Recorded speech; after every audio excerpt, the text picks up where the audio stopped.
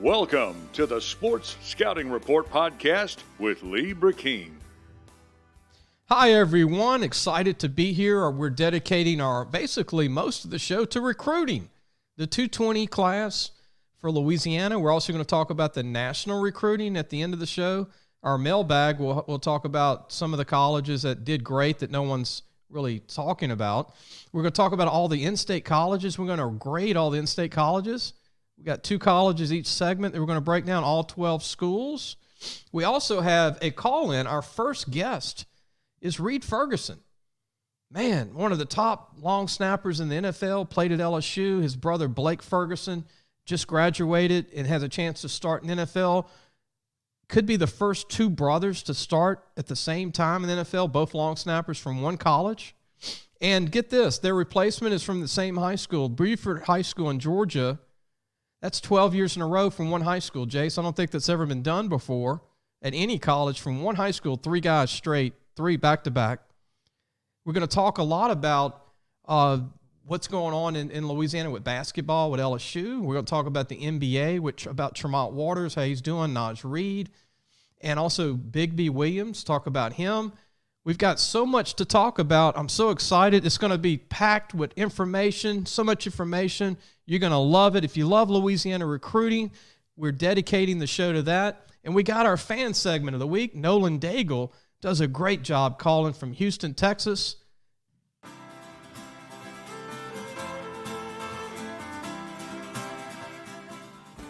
It's time for the Human Touch.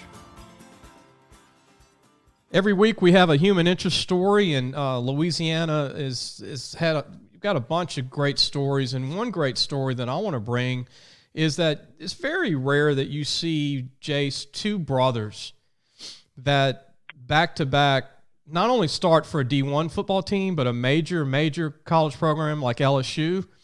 And Reid Ferguson is the first brother that came from the Atlanta area and started for LSU, did a great job with long snapping, and his brother Blake just got a national championship ring and took the job from his brother. It's very rare. And Reid, I want to go ahead and introduce you to the show. Man, thanks for calling in all the way from Atlanta, Georgia, Reid Ferguson, and congratulations to your season with Buffalo. I'm a big Buffalo fan, by the way, and also your brother's national championship. Well, Lee, thanks for having me on. Appreciate the opportunity, and thanks again for the kind words on the season. Yeah, it was unless you go all the way and win the big one, the season never ends the way you want it to. But making the playoffs 2 out of the last 3 years, we see that as a good step for where we're going up in Buffalo, and then. Obviously, with Blake winning the national championship, I couldn't be more proud of him and what he's accomplished. Reid, when I met you at LSU, you interned with us for a short period at LSU. You came all the way from Atlanta.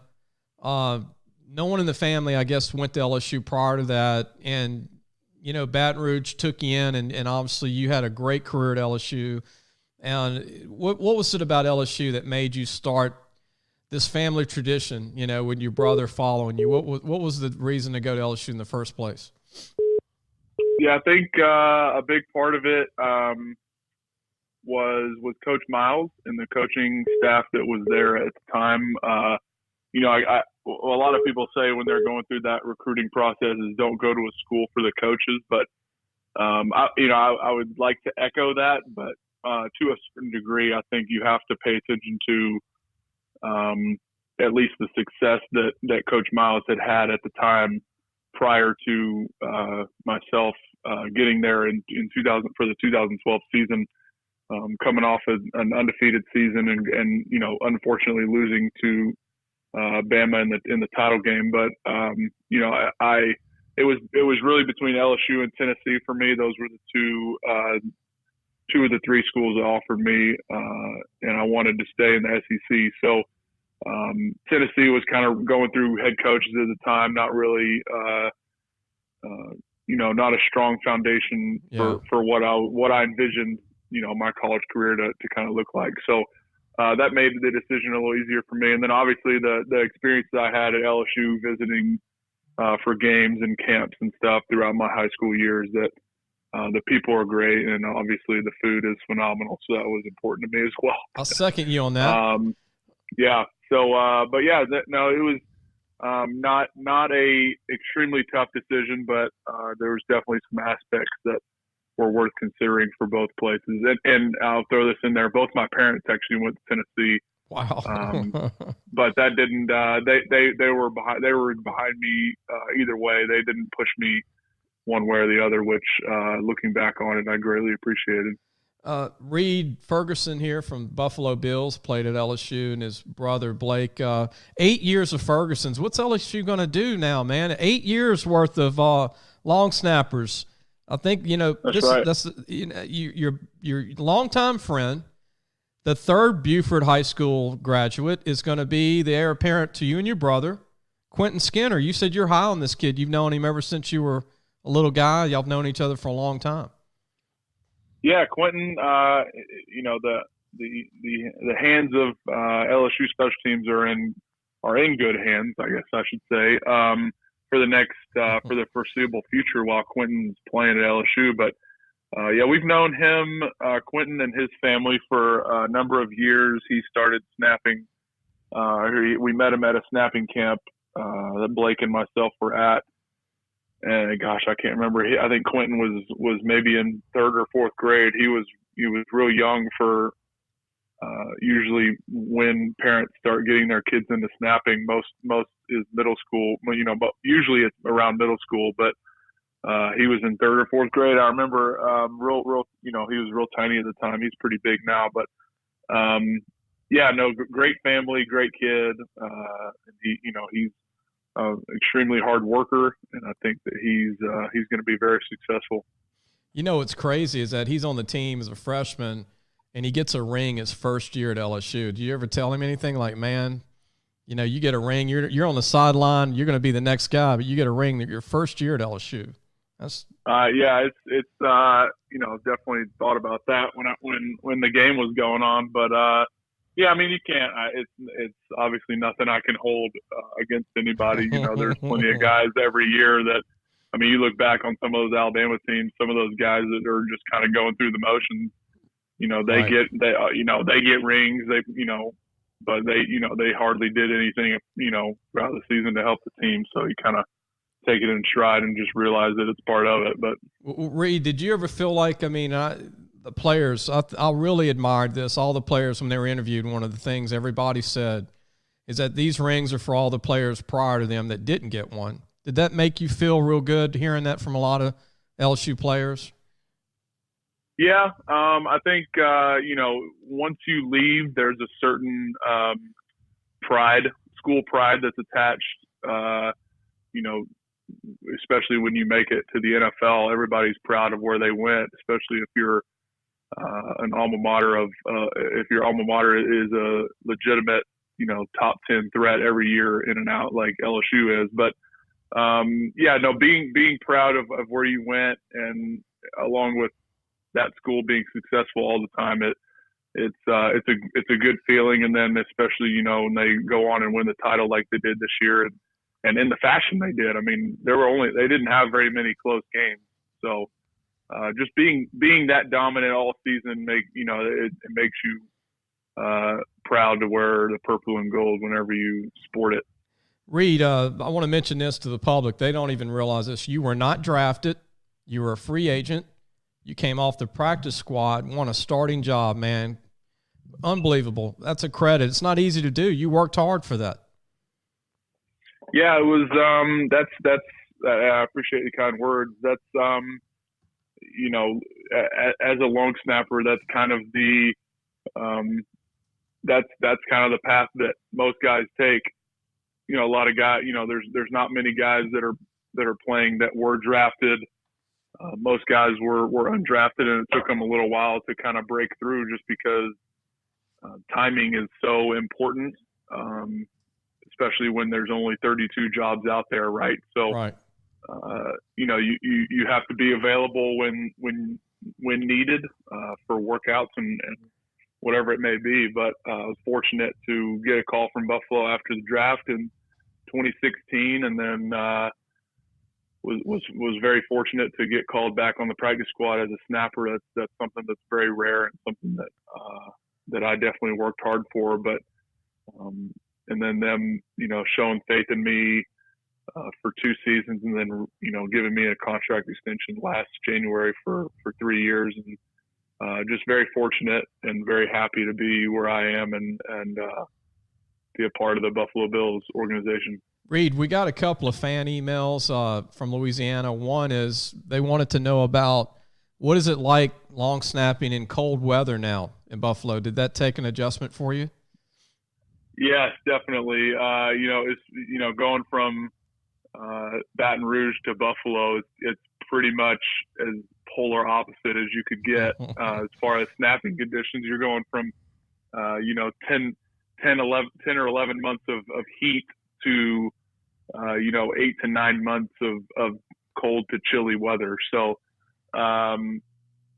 it's definitely an adjustment.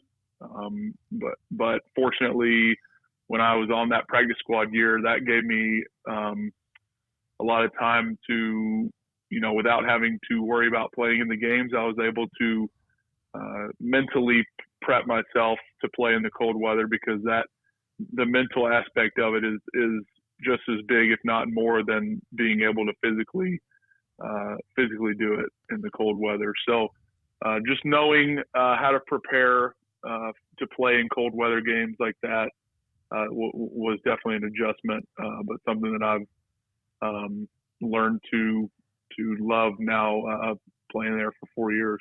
And another question is, and actually I can back this, Josh Allen, your quarterback, is one of the best quarterbacks in the league coming up. And it wasn't until that Dallas game, I think, when y'all beat Dallas in Dallas. By the way, I'm not a Dallas fan, so thank you for beating Dallas in Dallas. But yeah. Josh Allen, he's getting a lot of attention now. It came in unknown.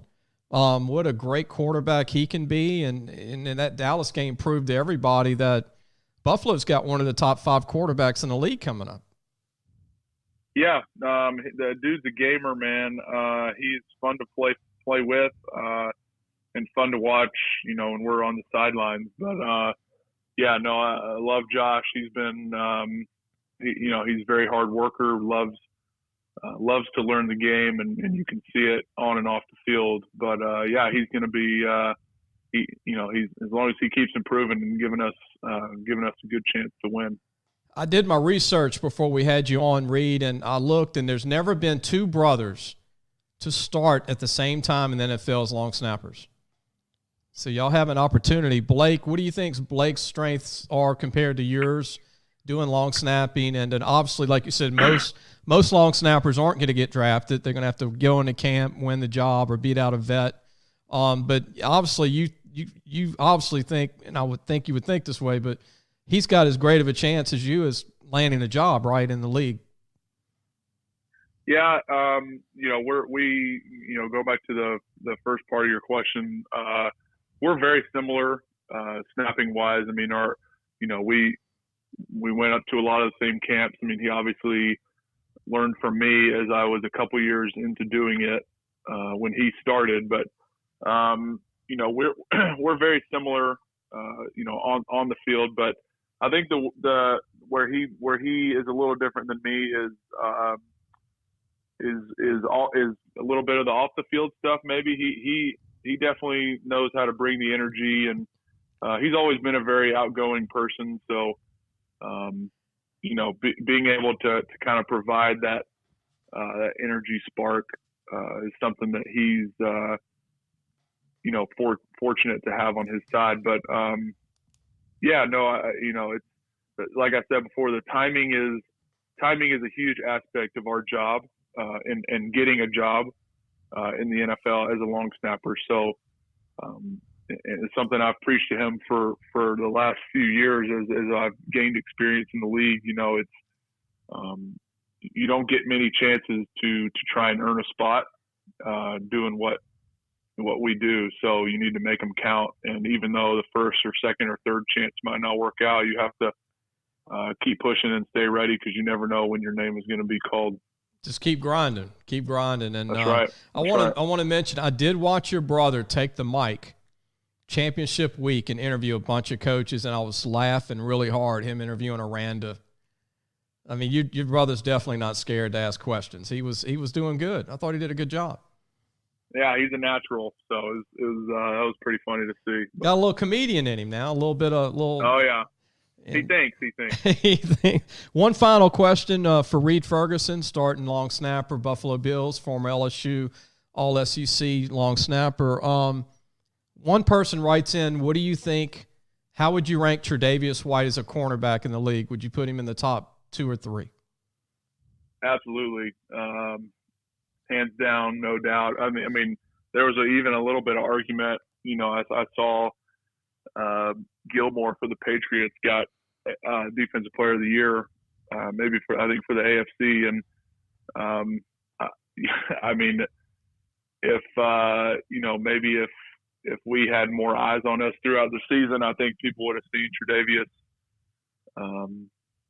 a little more on a national scale. But yeah, I mean, there was a lot of stats and a lot of legitimate reasoning behind Tre'Davious being better than Gilmore, especially when you look at our game we played in New England. In Pittsburgh, with Pittsburgh too. He had a good game at Pittsburgh. Yeah, 2 picks in Pittsburgh. But then you look at our game in New England, and Gilmore got burned a couple times by John Brown, I think. So, and then he got burned for 150 yards against the Dolphins the last week of the season. Yeah. So, I mean, we can think whatever we want, but people are always going to vote for the mainstream teams. That's how you see that with the Pro Bowl too. I mean, we had pretty much the second ranked defense in the league, and we had one guy make the Pro Bowl. So, that's a different story for a different day. And let me throw this out. You know who Donnie Jones is? Yeah. Donnie was the first person that I did his highlight tape way back in the day in Catholic High, Baton Rouge. Donnie averaged, I think, 45 or 46 yards a punt net. It was only in the Pro Bowl twice in 15 years. It's incredible. It's amazing. And the same guy kept beating him out, Shane Leckler from Oakland. Yep. And Shane's punting average was like 43, and Donnie had him like 45, 46. It's incredible. Like I said, that's a whole nother day, a whole nother story. But look, I'm pulling for the Bills. I really mean this, Reid, to go to the Super Bowl in 2021 and win it, because if Kansas City can get there after 50 years and win it all, I know Buffalo's got a great young team too. I really mean that. I think y'all got some great defensive players, great offensive players, and old Frank Gore's been playing for 30 years running the ball. Yeah. I think the chances are really strong. I really like the chances of this team, man. I really do. I appreciate that. Definitely. Reid, look, man, keep grinding and keep doing a great job. Thank you for being on today, and I know the Tiger fans will enjoy it. And before you leave, when the show's over, we need to get your email so we can send you the show. So hang on. Don't hang up. We're going to play some music.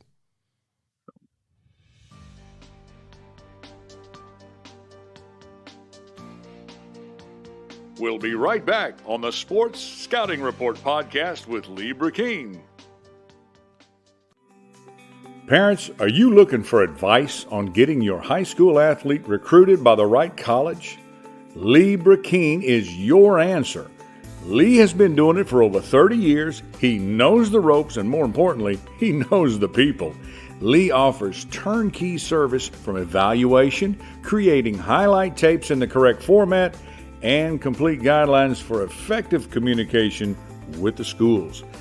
No matter the sport, girl or boy, no matter what grade your child is in, let Lee Brecheen help match your child to the right college fit. Go to our website, lafootballmagazine.com, and get connected today.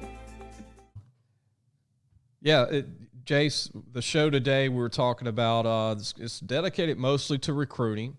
We're going to go into LSU right now and talk about LSU. For those that have been following recruiting for 10 years, your opinion might be a little differently because you didn't maybe follow it 20 years ago, 30 years ago. There's a lot of guys, though, that have been following this for 50 years, some 60, some 70 years. And they're serious about this stuff in Louisiana. Like most of the places in the South keep up with this stuff.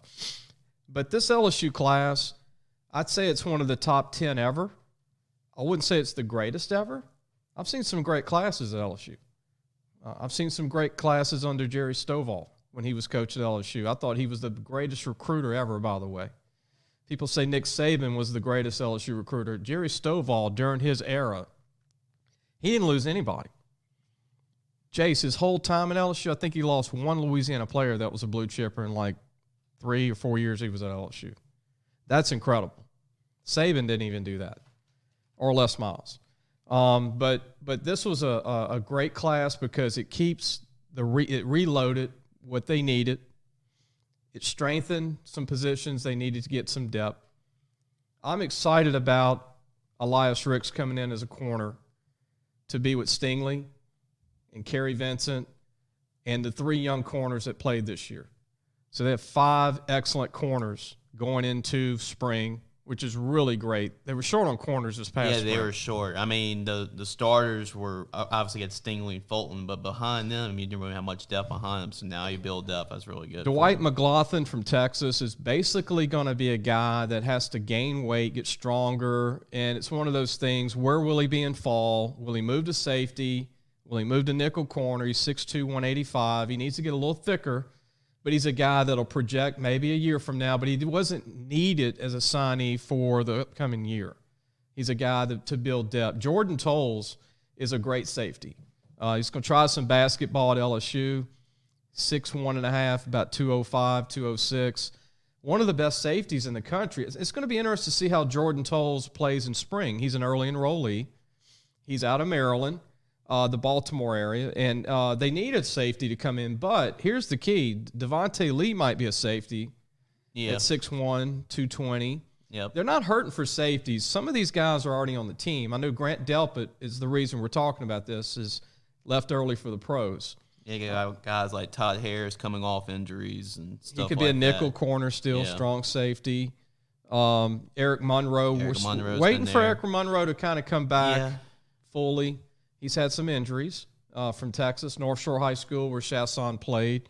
The offensive line really didn't need a lot of signees. I think the public thought they did, but they redshirted a lot of really talented players.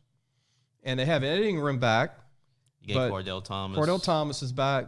Bradford from Michigan's excellent player from Detroit area that redshirted. Jason Hines. Dackless is back. Yep. They've got players back that are coming back with experience. So I think too many times people look at, we got to sign 10 O-linemen. No, you really don't. Just some of the young guys that you don't know about yet are coming up. I think O-line's going to be better, by the way, for the team next year. The team overachieved and won the Joe Moore Award. Mm-hmm. Phenomenal. But the kids coming up are more talented than the ones I think that are leaving. They just need to have like 6 or 7 of them just in case there's an injury. Yeah. Marcus Dumerville from St. Thomas Aquinas is a guy they can play. I don't know if he's going to have to play, but if he's needed, he's very talented. Marlon Martinez will get some shots at center. You never know how these things are going to work out, because if Turner, who redshirted from Michigan, doesn't project, then you got Marlon Martinez, and you have Chasen Hines, and they might sign a graduate transfer center. So they might have 4 guys go at it in the end, which guarantees somebody's going to be ready, and then there's going to be a good second-team center. I think that's the position they're worried about right now, but it'll all be solved, I think, after spring. Yeah. At least I hope the coaching staff wants to be solved. Tight end, you lose Foster Morrow a year ago, and you were able to replace that, right? Yeah. With Moss, Thaddeus Moss. And then he leaves. And you got Pettigrew coming back, who maybe it's going to be his year, 6'6", 270. Aaron Moffitt's finally healthy. And they signed the number 1 tight end that supposedly... He's a pretty good one. Eric Gilbert out of Marietta, Georgia, who's 6'6", about 250, runs a 4.5 40, which is unheard of, and he can back it up. Eric Gilbert's the most highly recruited tight end ever. Yeah. Which is incredible. Probably the highest recruit since the guy from Barb a couple years back. He was Well, Deshaun Smith. But yeah. no, Deshaun wasn't on this level. Right, he wasn't on that level. But yeah, we're talking about Tony Gonzalez recruitment level. So this guy's a weapon to go with Terrace Marshall, to go with Chase. I think J. Ray Jenkins from Gina has been waiting his turn. Trey Palmer. There's a couple other ones. Yep. Receiver's going to be deep. And then when you look at quarterback, they had to sign a couple of quarterbacks. Let's just say Brennan pans out, and he's never going to be Burrow. He's going to be Brennan. Yeah. He's and I think Brennan's got a chance to be very good. Yeah, he doesn't have to be Joe Burrow. But you need a second-team quarterback coming up for the future. And I think the quarterback right now that's going to be most prepared, most ready is Max Johnson. Coach's son. He can throw it. He can move well in the pocket. Tall guy, kind of like Burrow. TJ Finley just needs to work on his feet. They signed out of Ponchatoula. He can throw it 100 yards. That's not the problem. It's just working on his feet and accuracy. Working on the little things. Little things like that. And then you have the Peter Parrish kid that didn't really have a good first year. He struggled. So let's see how he's going to do in spring. I guess he's kind of like the wild card in the quarterback group. Yeah, everybody forgets about him, but he's talented enough. I mean, beat Tua's brother in the state championship game. I mean, he comes from Phoenix City, a good program in Alabama. And then you go at running back for LSU. They only signed one running back. They didn't need but one running back. You can't play but 4 a year. Injuries, you usually need about 4. Right. But Trey Bradford, Kervonte Bradford, they call him Trey, from Lancaster, Texas, or outside of Dallas, 10 minutes from downtown Dallas. Reminds me of Joseph Adai. Tall, lean, but built almost 200 pounds. He just kind of glides, and he has great hands. Kind of like Clyde, but built differently. Really don't need Trey to play right away. But if there's an injury, you got a great player that's going to be phenomenal in the future. You put him on special teams to start off. Yeah, maybe returning kicks. Maybe he plays early, see if he redshirts or not, gets his 3 or 4 games in. Right. But you've got, Clyde Edwards goes pro. You need to sign one. Ty Davis is going to be phenomenal. John Emery, I think, is going to be really great. And then Chris Curry showed everybody he's a keeper. He showed in the Oklahoma game. Stepped up, man. He was a bowling ball in that game. So that's the offensive side of the ball for LSU for the signing class, and then who they're losing. They returned their 30-year-old punter. Yeah, that's right. Van Rosenberg. Zach Van Rosenberg. He's coming back. Yep. And so defensively, LSU did phenomenal D-line. Which they needed to. Well, but not as much as it's been played out by the media. They return a lot of depth at D-line. We're forgetting about who's on the team. We've got our kid from Ruston that redshirted, who's 6'5", going to be about Ray 250. Parker. He's a DN. They moved their tight end McClendon to defensive end, who's 6'4", 260. See, people forget about these guys. And you already got Shelvin and Ika inside, too. And Logan's back. And Glenn Logan. Neil Farrell. Neil we can keep on and on about this. Justin Thomas will be back. Yep. And then there's the signees.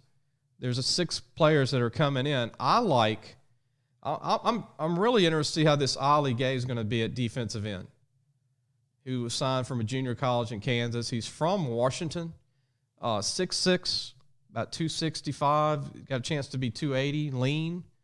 LSU loves him. He's long. It's just a matter of he's in for spring. We're going to see how he does in spring. Eric Taylor, they signed out of Alabama. He was offered by Auburn and a bunch of big schools. He's 6'5", about 290. He'll be more like a Logan. I don't think they need Eric to play. Jacqueline Roy's got the rankings and everything. I think Jacqueline just, how's he going to look among other great O-linemen? I mean, U-High, he was among a lot of great players. He could run. He's big. I've seen him where he dominated. I've seen him where he didn't. So I'm just curious to see how quick Roy's going to help the team. And where do you put him? At DN, where Rashad played, or you put him at D tackle? Jacobian Guillory, to me, is the most impact guy they signed from Alexandria. He'll be a nose guard, 6'2", 330. I think he's the most talented defensive lineman I've seen come out of high school since Glenn Dorsey and Chad Lavallee. Man, that's saying a lot. When he sticks his hand in the ground, he means business, and he's strong. He can actually sack the quarterback at nose guard. A lot of nose guards, they don't get sacks. They just stuff the run. Take on blockers. But this guy can actually get in the backfield, chase running backs down. And we didn't mention Ika, who's coming back at nose guard. Yeah, that's what I mentioned earlier. Him and Shelby back. Yeah. You throw in Jacoby, and you got 3 NFL nose guards. It's been 30 years since LSU's had 3 NFL nose guards. Go back to 82 with Leonard Marshall and Ramsey Dardar. Just a couple of years ago, Christian Lockature had to play the whole entire game. Because they didn't have anybody else. Because they didn't have anybody else. Now you got 3 of them. Remember when they had Anthony Freak Johnson and Ego Ferguson? Yep. They didn't have a third player. And they lost to Florida. This is Les Miles, the head coach. They lost in the swamp. It was like 120 degrees. I think Kevin Minter had 20 tackles in this game. Yeah, he went off that game. Florida just basically wore them out because they didn't have but 2 D tackles. Yep. And the offense, Mettenberger was still early on in his career at LSU, and the offense still wasn't getting together. Don't count out maybe a DN taking one of these 3 left scholarships, maybe a graduate transfer if they want another pass rusher, if the right guy's in the portal. So they might go get another one. We're not even talking about the Buck linebackers, but the guy that will be Buck probably from Georgia. His brother starts for Georgia. Yep. And, B.J. Ojulari has got a chance to be a phenomenal Chasson type. He needs to gain a little weight. He's in for spring. 6'3", about 225. I guess he'll weigh 230. Come fall, 235. They also have another Buck linebacker, Phillip Webb, who could also play Mike if needed, depending on if they get a graduate transfer. Phillip's 6'4", about 225 from Georgia. Very great high school that he played at in the Beaufort, Georgia area, Lanier High School. That's the same school that Taylor came from, who was suspended 2 years ago, who came in with Phillips. And actually, Taylor was actually ahead of Phillips. Oh, yeah. I remember him. Same high school, Lanier High School. Yep. And Antone Sampe from Virginia is a good-looking player. He'll come in and play Mike or outside. And so they've got some options at linebacker, and they've got some options on the team to move people to linebacker. I'm going to throw a wild card out, Jace. I think Torrey Carter would make a great Mike linebacker. Okay. Because the way he hits people on special teams, he runs a 4.6 at 260, 6'1". He'd look like one of those Clemson Mike linebackers. Yeah. And I think he's natural. I mean, I love for LSU. I'm putting it out there because I think it would be a great spring position change for him. Yeah, because they not going to use the fullback as much now with this offense. And he's not the tight end now. If Gilbert's coming in, and by the way, Cole Taylor's the other tight end coming in, 6'7", 230. He'll be a little heavier from Colorado. But I think this guy could be a phenomenal linebacker. 260, 6'1", running a 4.6. Did you see how he took the guy out in the Atlanta game? Yeah. For Georgia? Yep. I mean, he just knocked that guy clean out.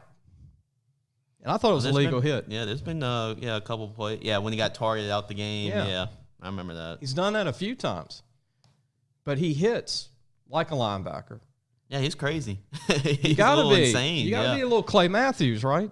Yep. And so I really think Torrey Carter could be the position change. Now, I don't know if the coaches will even do this. I'm just putting it out there because I think it could really improve depth on linebacker. It wouldn't hurt if it doesn't work out, moving back to tight end / H-back.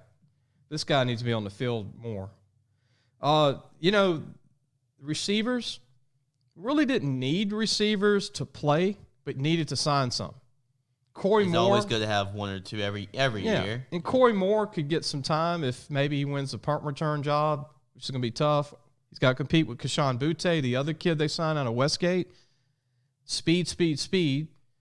And you never know. Butte or Corey Moore might return in kickoffs. They're fast. Even all the guys they had last year, we saw Trey Palmer return a couple of punts here and there, even with all the weapons that they had, so you can probably make an impact like that. And then throw Alex Adams in there from Pike County, Mississippi, who runs a 10,600 meters. You got 3 guys who run 10.6, 10.7 in the 100 that are all over 6 foot tall. And if there's an injury, you like Alex Adams can move to safety too. Right. They need him to. Right. Needs to bulk up a little bit.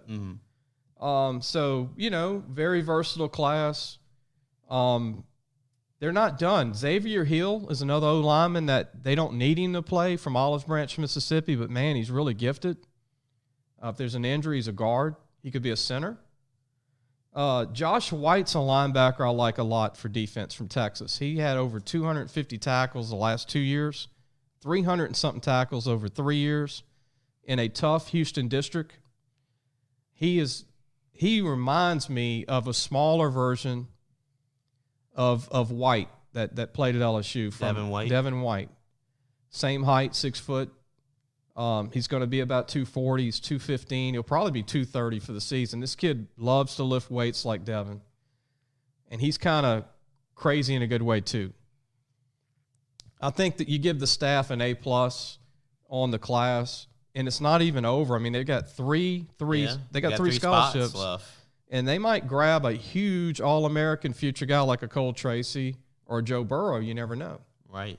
Through the transfer portal. Yeah. So the end on LSU, do they take a linebacker? Do they take another safety?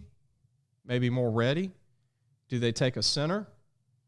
And this is not a popular question. Do they take a quarterback after spring? I feel like if they're comfortable with Miles at the spring, then no. We'll know after spring. After spring, yeah. Joe Burrow transferred after spring. Yep. You get a whole wave of new transfers. So, yeah, the LSU coaching staff, they can really, look at Brennan through the whole spring and find out by then. So. All right, so LSU obviously took more time because everybody's an All-American in the class. Right. And everybody wants to talk about the team, but we're going to go ahead and go to Southeastern, your school, Jace, the Lions. Line up, baby. Line up. They did a really good job. I mean, when you're a 1AA school, you don't have 85 scholarships. You have 63, and you got to split some of those. And so a lot of the guys we're going to talk about, some of them don't have fulls, some are tops guys. But in state, I love Jack Henderson from Mandeville. Saw him return 2 interceptions for touchdowns in a game this year personally. 6'2", 210 safety. Played corner in high school. I think Blaine Delahousse from Westgate was a steal because everybody was looking at Sohn and Butte. Yep. And this kid runs a 4.45. And Terry Delaney, a D tackle from Terra, to me is phenomenal.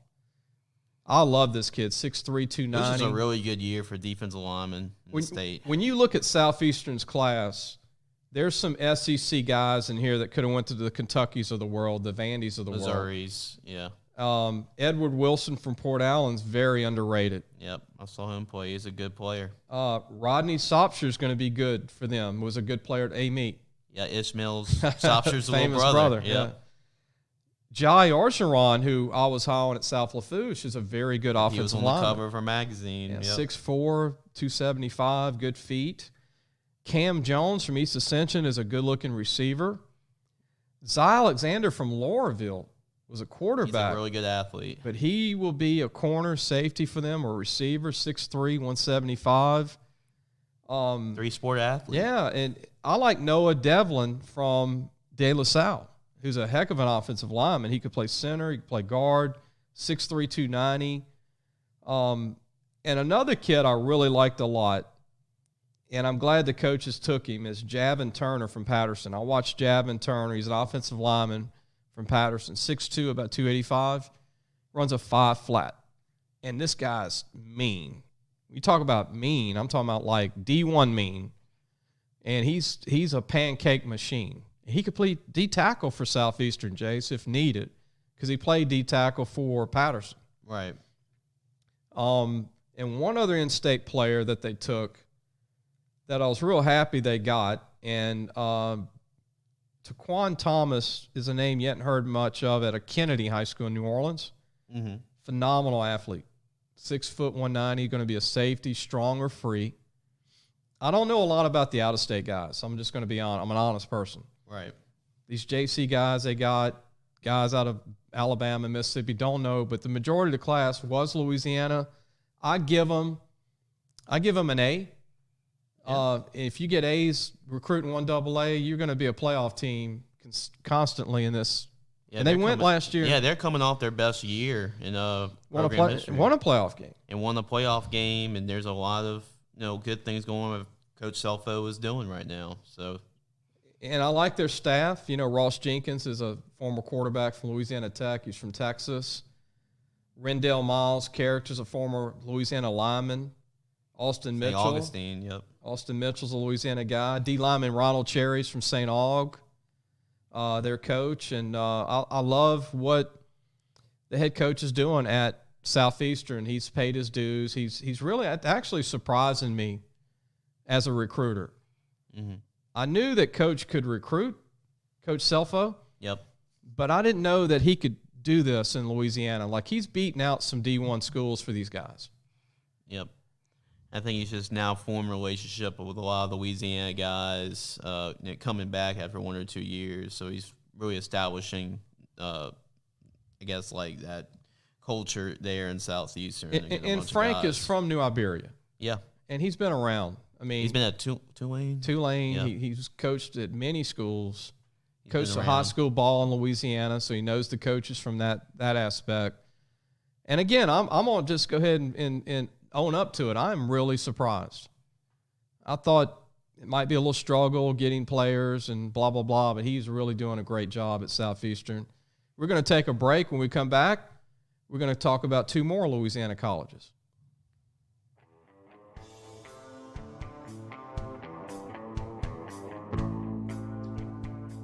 We'll be right back on the Sports Scouting Report podcast with Lee Brecheen. Make sure to tune in this week to Louisiana Football TV Magazine as host Lee Brecheen brings on big-time guests, recruits, coaches, you name it. You can catch the show on YourView, Channel 4 in Baton Rouge, New Orleans, and Lafayette, CW21 in Shreveport-Bossier City area, CBS in Lake Charles, ETEL in Ascension, and ETEL Vision in Houma, Lafourche. Check your area for local listings.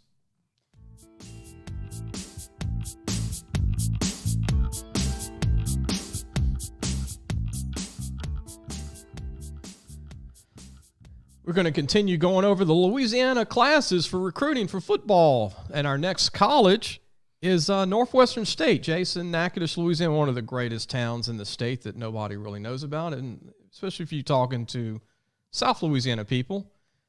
Indeed. Great place to visit. It is. We were there over the summer. Great place. Yeah, man. Cover of the magazine, Louisiana Football Magazine, back in May. We had over 100 prospects there in May for the 2020 current class that just signed. We had some juniors there, not many juniors, but it was mostly seniors. It was a great day, man. It didn't rain. We thought it would rain. Sun came out. Northwestern was so great on having the facilities ready, and actually a lot of those kids got the chance to take unofficial visits. Yeah, it worked out for both sides. We might have helped them sign some players there by just getting them on campus. Because you can do that. It's unofficial if you bring the kids and nothing's paid for and you're just walking around. It's called an unofficial visit. But let's go ahead and rank Northwestern State. I give them a B. I give them a B, a strong B, maybe a B+, because they didn't have a phenomenal season on the field. They were like 0-7 or 0-6 at one time on the season. They did play better down the stretch. And they closed strong. Yeah. And they're a young team. They had some seniors, but the better players, I think, are the younger players.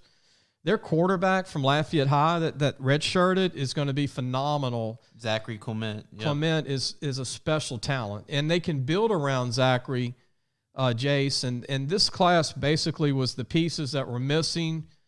And they're always going to take a lot of Texas kids because Northwestern's so close to Texas. Right. And they go JC, junior college for Texas kids and the high schools. But from a Louisiana standpoint, I was very impressed. They got 2 big-time linemen that I thought could go anywhere in the SEC or anywhere in the country. One's name is Kendall Harmon from Crowley High School. I've been watching this kid for 4 years. He's a D-tackle, about 6'1", about 295, great feet. He's like a Tyler Shelvin, about an inch shorter. He qualified like late. 50 pounds lighter. Yeah, he's pushing 300 though. But here's a kid that qualified late, so he landed in the lap of Northwestern, and yet they knew about him, which I'm impressed because I knew about him for 4 years.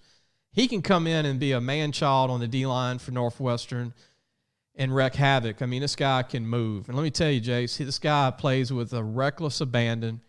He plays with that attitude that a lot of D-linemen don't have.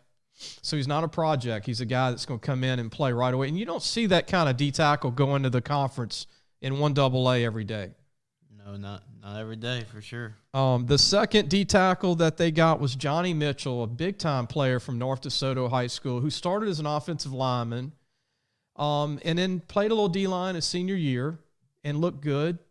I don't know. Brad Laird could put him on O or D-line, but he's 6'5", 285, 290, can really move. He's very gifted, and he's only an hour away. You know, the Keithville, Stonewall Parish area is so close to Natchitoches.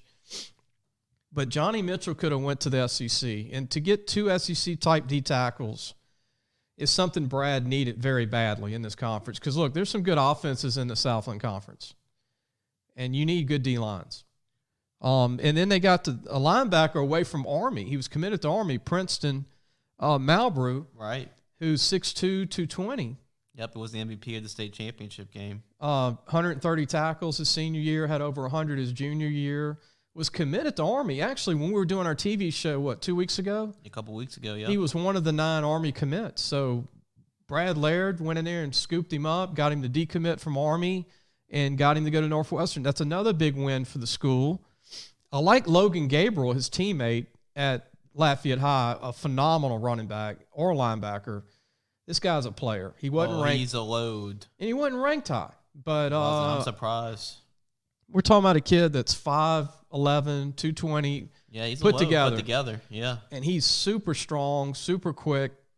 I'd hate that he gives up one position, kind of like Devin White never played running back in college, but he did in high school. It's going to be an all Lafayette Christian backfield potentially because you have Clement at quarterback and you could have Gabriel at running back. And Princeton could play some tight end. And Princeton's there as well. 3 Lafayette Christian kids potentially one day. I do like Dante Thomas at John Curtis. It's been a while since they've seen a Curtis kid. Yeah. He's a DB. I think he's a strong free safety, 6'1", about 180, can run. I think he's a kid that can help him one day. I also like Jewel Holmes from Warren Easton. Jewel can fly. And I think he's the second best receiver to come out of there since Tyron Johnson, who signed with LSU and ended up at Oklahoma State. But Jewel is super gifted. Didn't have that senior year that maybe he could have had, but that maybe. And knowing that they ran the ball out with Ashad Clayton, I'm sure that had a lot to do with it. Cedric Van Pram was the center. Yeah, and big old line. Yeah. Want to run the football. had a new quarterback. Trying to break the quarterback in. But Jewel because of not a great year, he goes to Northwestern. That's their gain.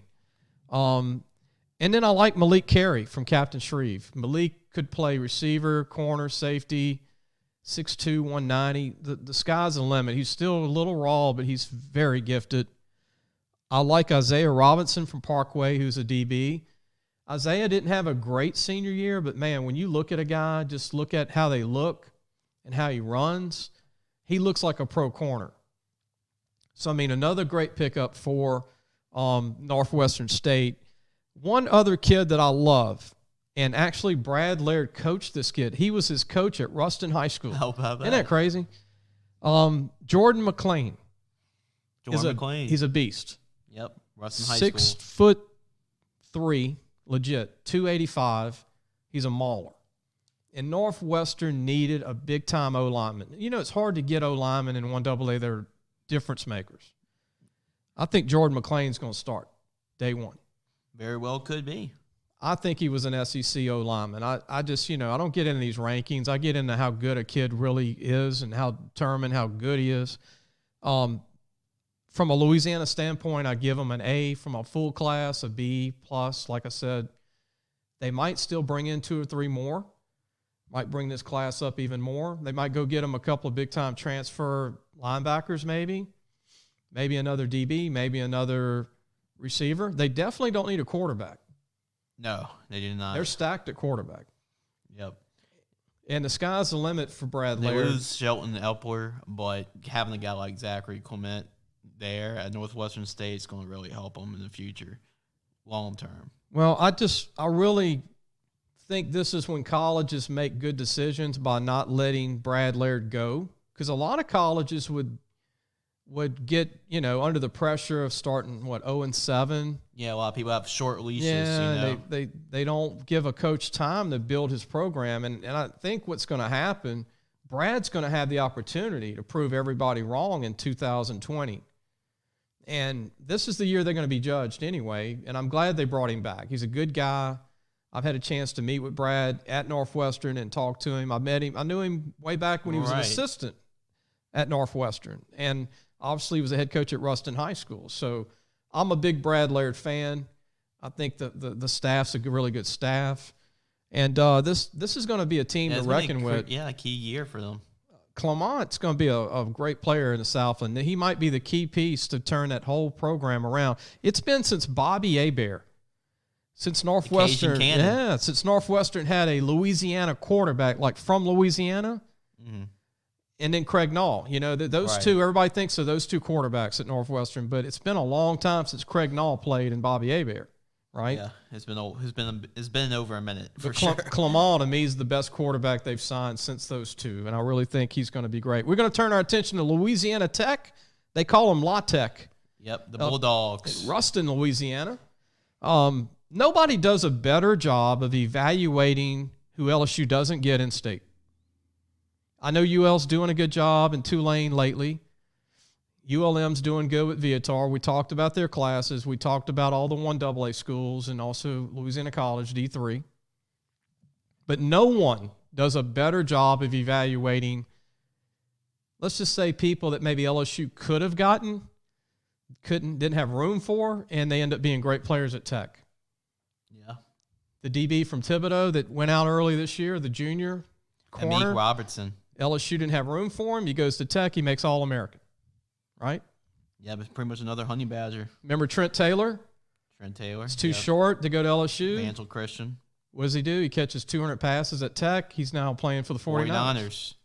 Look at Jalen Ferguson. Right. All-time leading sack leader. In LSU signs his brother, and they don't recruit him. Right. And Jalen just becomes the all-time leading sack leader in college football history, passing Terrell Suggs. And he'll play a long time in the NFL. Yep, he's with the Baltimore Ravens currently. So let's get deep into this class. Tyler Grubbs is a great find, I think, as a Mike linebacker from Holy Cross. Holy Cross, good player. He's got that DNA to be a really good linebacker. He's 6'1", 230. Jaron Gilbert, I love this kid from Sam Houston. He's an offensive tackle, guard, quick feet, 6'3", 4, about 290. Really good player. Joseph Mason from Green Oaks is a heck of a football player. He's a stud. Seen this kid in person twice. Dean, he is nothing but concrete 250, 6'3", and runs 4'6". He will be a Jaylon Ferguson that people go, why didn't he go to LSU? Why didn't he go to Auburn? Bert Hale from Oak Grove, 6'4", 315, 5'1", 5'2", 40, D tackle. He's another one that looks like an SEC LSU D tackle. He will play this year as at least 2 deep. And we saw them in the state championship. It has to be the biggest one-day defensive line we ever seen. So with Ken Caldwell as well, who's committed to signed with Kansas. Yeah, 1-year starter from McKinley. Calethian Spears, 6'5", 240. The sky's the limit. He's just very raw, but he runs a 4'6". Very new to the game. Might be a DN when it's over, or an offensive tackle. To me, the best signee in the class, and the biggest miss, one of the biggest misses to me by LSU, Harlan Nixon from Slidell High School.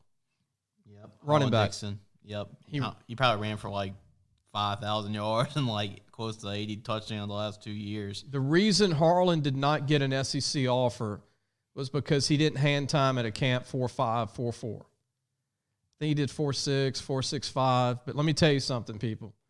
Harlan is 6'1", 200 pounds, runs like Marcus Allen. He's like a long strider. He's a long strider. He's flawless. He reminds me of Matt Forte that played at Tulane and played also at Slidell, who no one offered but Tulane back in the day. He had a pretty good NFL career. Yeah, and he ended up being 220. Like, this kid's going to be about 220.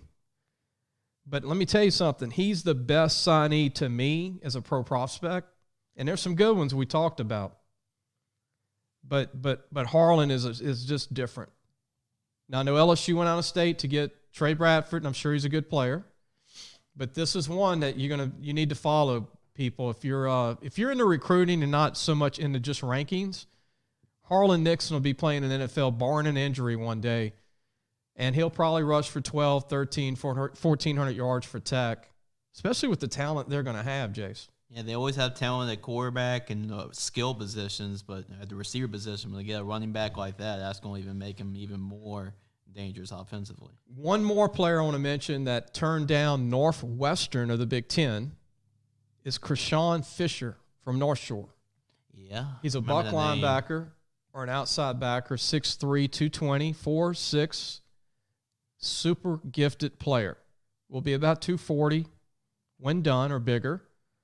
And again, another pro prospect. There's more pro guys in this group from Louisiana than any of the other state schools. Now, UL would probably be close. They got a couple. And then Tulane would be after that. And then ULM. We're just going D1 guys, not having LSU in it. Right. LSU's on a different stratosphere. Yeah. But a great Tech recruiting class. And look, Skip Holtz almost left. That's another one. I mean, there's a couple Louisiana college coaches that could have left. Yeah, I mean, remember when the Mississippi State job was open, he interviewed? Yeah. When the Baylor job was open, I think he interviewed for that. But that means you got a good coach. You don't want a coach that nobody wants. I mean, Lee, can you remember a year with as much good coaches, for all the state schools and everything going on, more than this year? With, guys like Billy Napier and – yeah. And of course, that Orange was coming off a national championship, and Skip Holtz, and I mean, it's just loaded with all kinds of great coaches. Well, it's twofold, Jace. Here's the deal: you want a guy that people are going to take to the higher level, because then your programs become better. Now the next guy is going to want the job even more. But next year, if Tech wins 9 games again, I think Skip will be going somewhere else. Mm-hmm. If Napier has another great year, I think he'll be gone. Yep. And if Rebo has another great year, Rebo can move up somewhere. And then Tulane, Willie Fritz. Yep. If he has enough, but you know what? They will all hire great coaches again, because the old saying, "We left it better than it was." It's really true. Yep. So coaches are going to want to take that talent. There's going to be talent at those schools. And all you got to do is just take the job, and you'll start winning. And that's when you know you did your job. That's when you know when you did your job, when you left the school better than what it was when you first got there. And if Matt Viator can turn around ULM with just a 7-win season, he's going to get some looks. And it's possible. I mean, ULM it's probably the hardest school to win at D1 in the country. It is. And but they do a phenomenal job with the smallest budget in the United States in D1 schools. Smallest budget. They probably have the toughest non-conference schedule every year. I mean, it's just incredible. I mean, they don't 5 games. They don't non-conference like Troy. I mean, and who's good, right? They beat LSU. They non-conference either Auburn or Alabama, Florida, Georgia, Baylor. I mean, they get 2 of those every year. Yep. I remember a couple of years ago they beat Arkansas. That was the one that they that was a couple years back. It was going down in though. Yeah, all right. It's still a win. That's still an impressive win for them. If Matt Viator could have beat Florida State this year, if they wouldn't have missed that extra point, that could have been a bowl. And they also missed a field goal against UL as well, so they could have went 7-5. It was close. Yep. But we're going to go ahead and take a break. When we come back, you'll hear more of our show.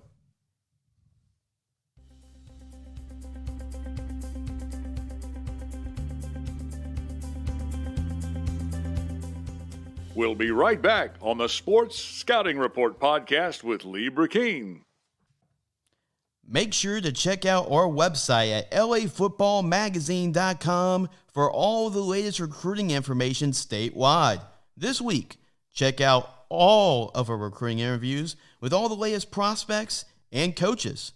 Also, make sure to check out our website to stay up to date with our TV show each week. That website again is lafootballmagazine.com.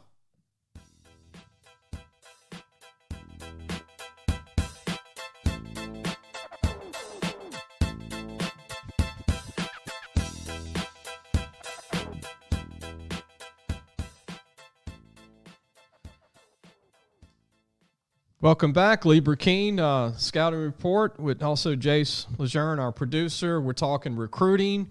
We're going over all the colleges in Louisiana. We're ranking them, but not like, A+ final. Just give our first reactions. And nothing's final. Even LSU's got 3 scholarships left. We're just giving an idea, going through it. I think people respect that you go through it in depth. I watched all these Louisiana guys play, so I can throw that perspective out, and we can just have a good time doing it. We're going to continue on. The next college we're going to go over, Jace, is Southern University. Coach Odoms has really done a really good job on the field. He's had interesting recruiting classes. He likes to go out of state and get, players from all over to fit the need, immediate help. He also likes to get the D1 transfers, which he does a good job doing that. So Southern's always a school that's never going to put all their emphasis on signing day. It's not like, signing day, it's over. It's more like between now and August, the class That's is the real finished. signing day for them, bro. They're going to get probably their best impact players come July. Late summer, yeah. 2 or 3 big-time D1 transfers will show up from most probably from Louisiana, usually. And they do a good job of doing that. But the class was a good class. I don't really have a ranking on it yet. I do like some of their players. Marquise Martin from John Curtis, the other defensive end, started at Jesuit. I think because he didn't play his junior year, it kind of hurt him, which I think that's so stupid now.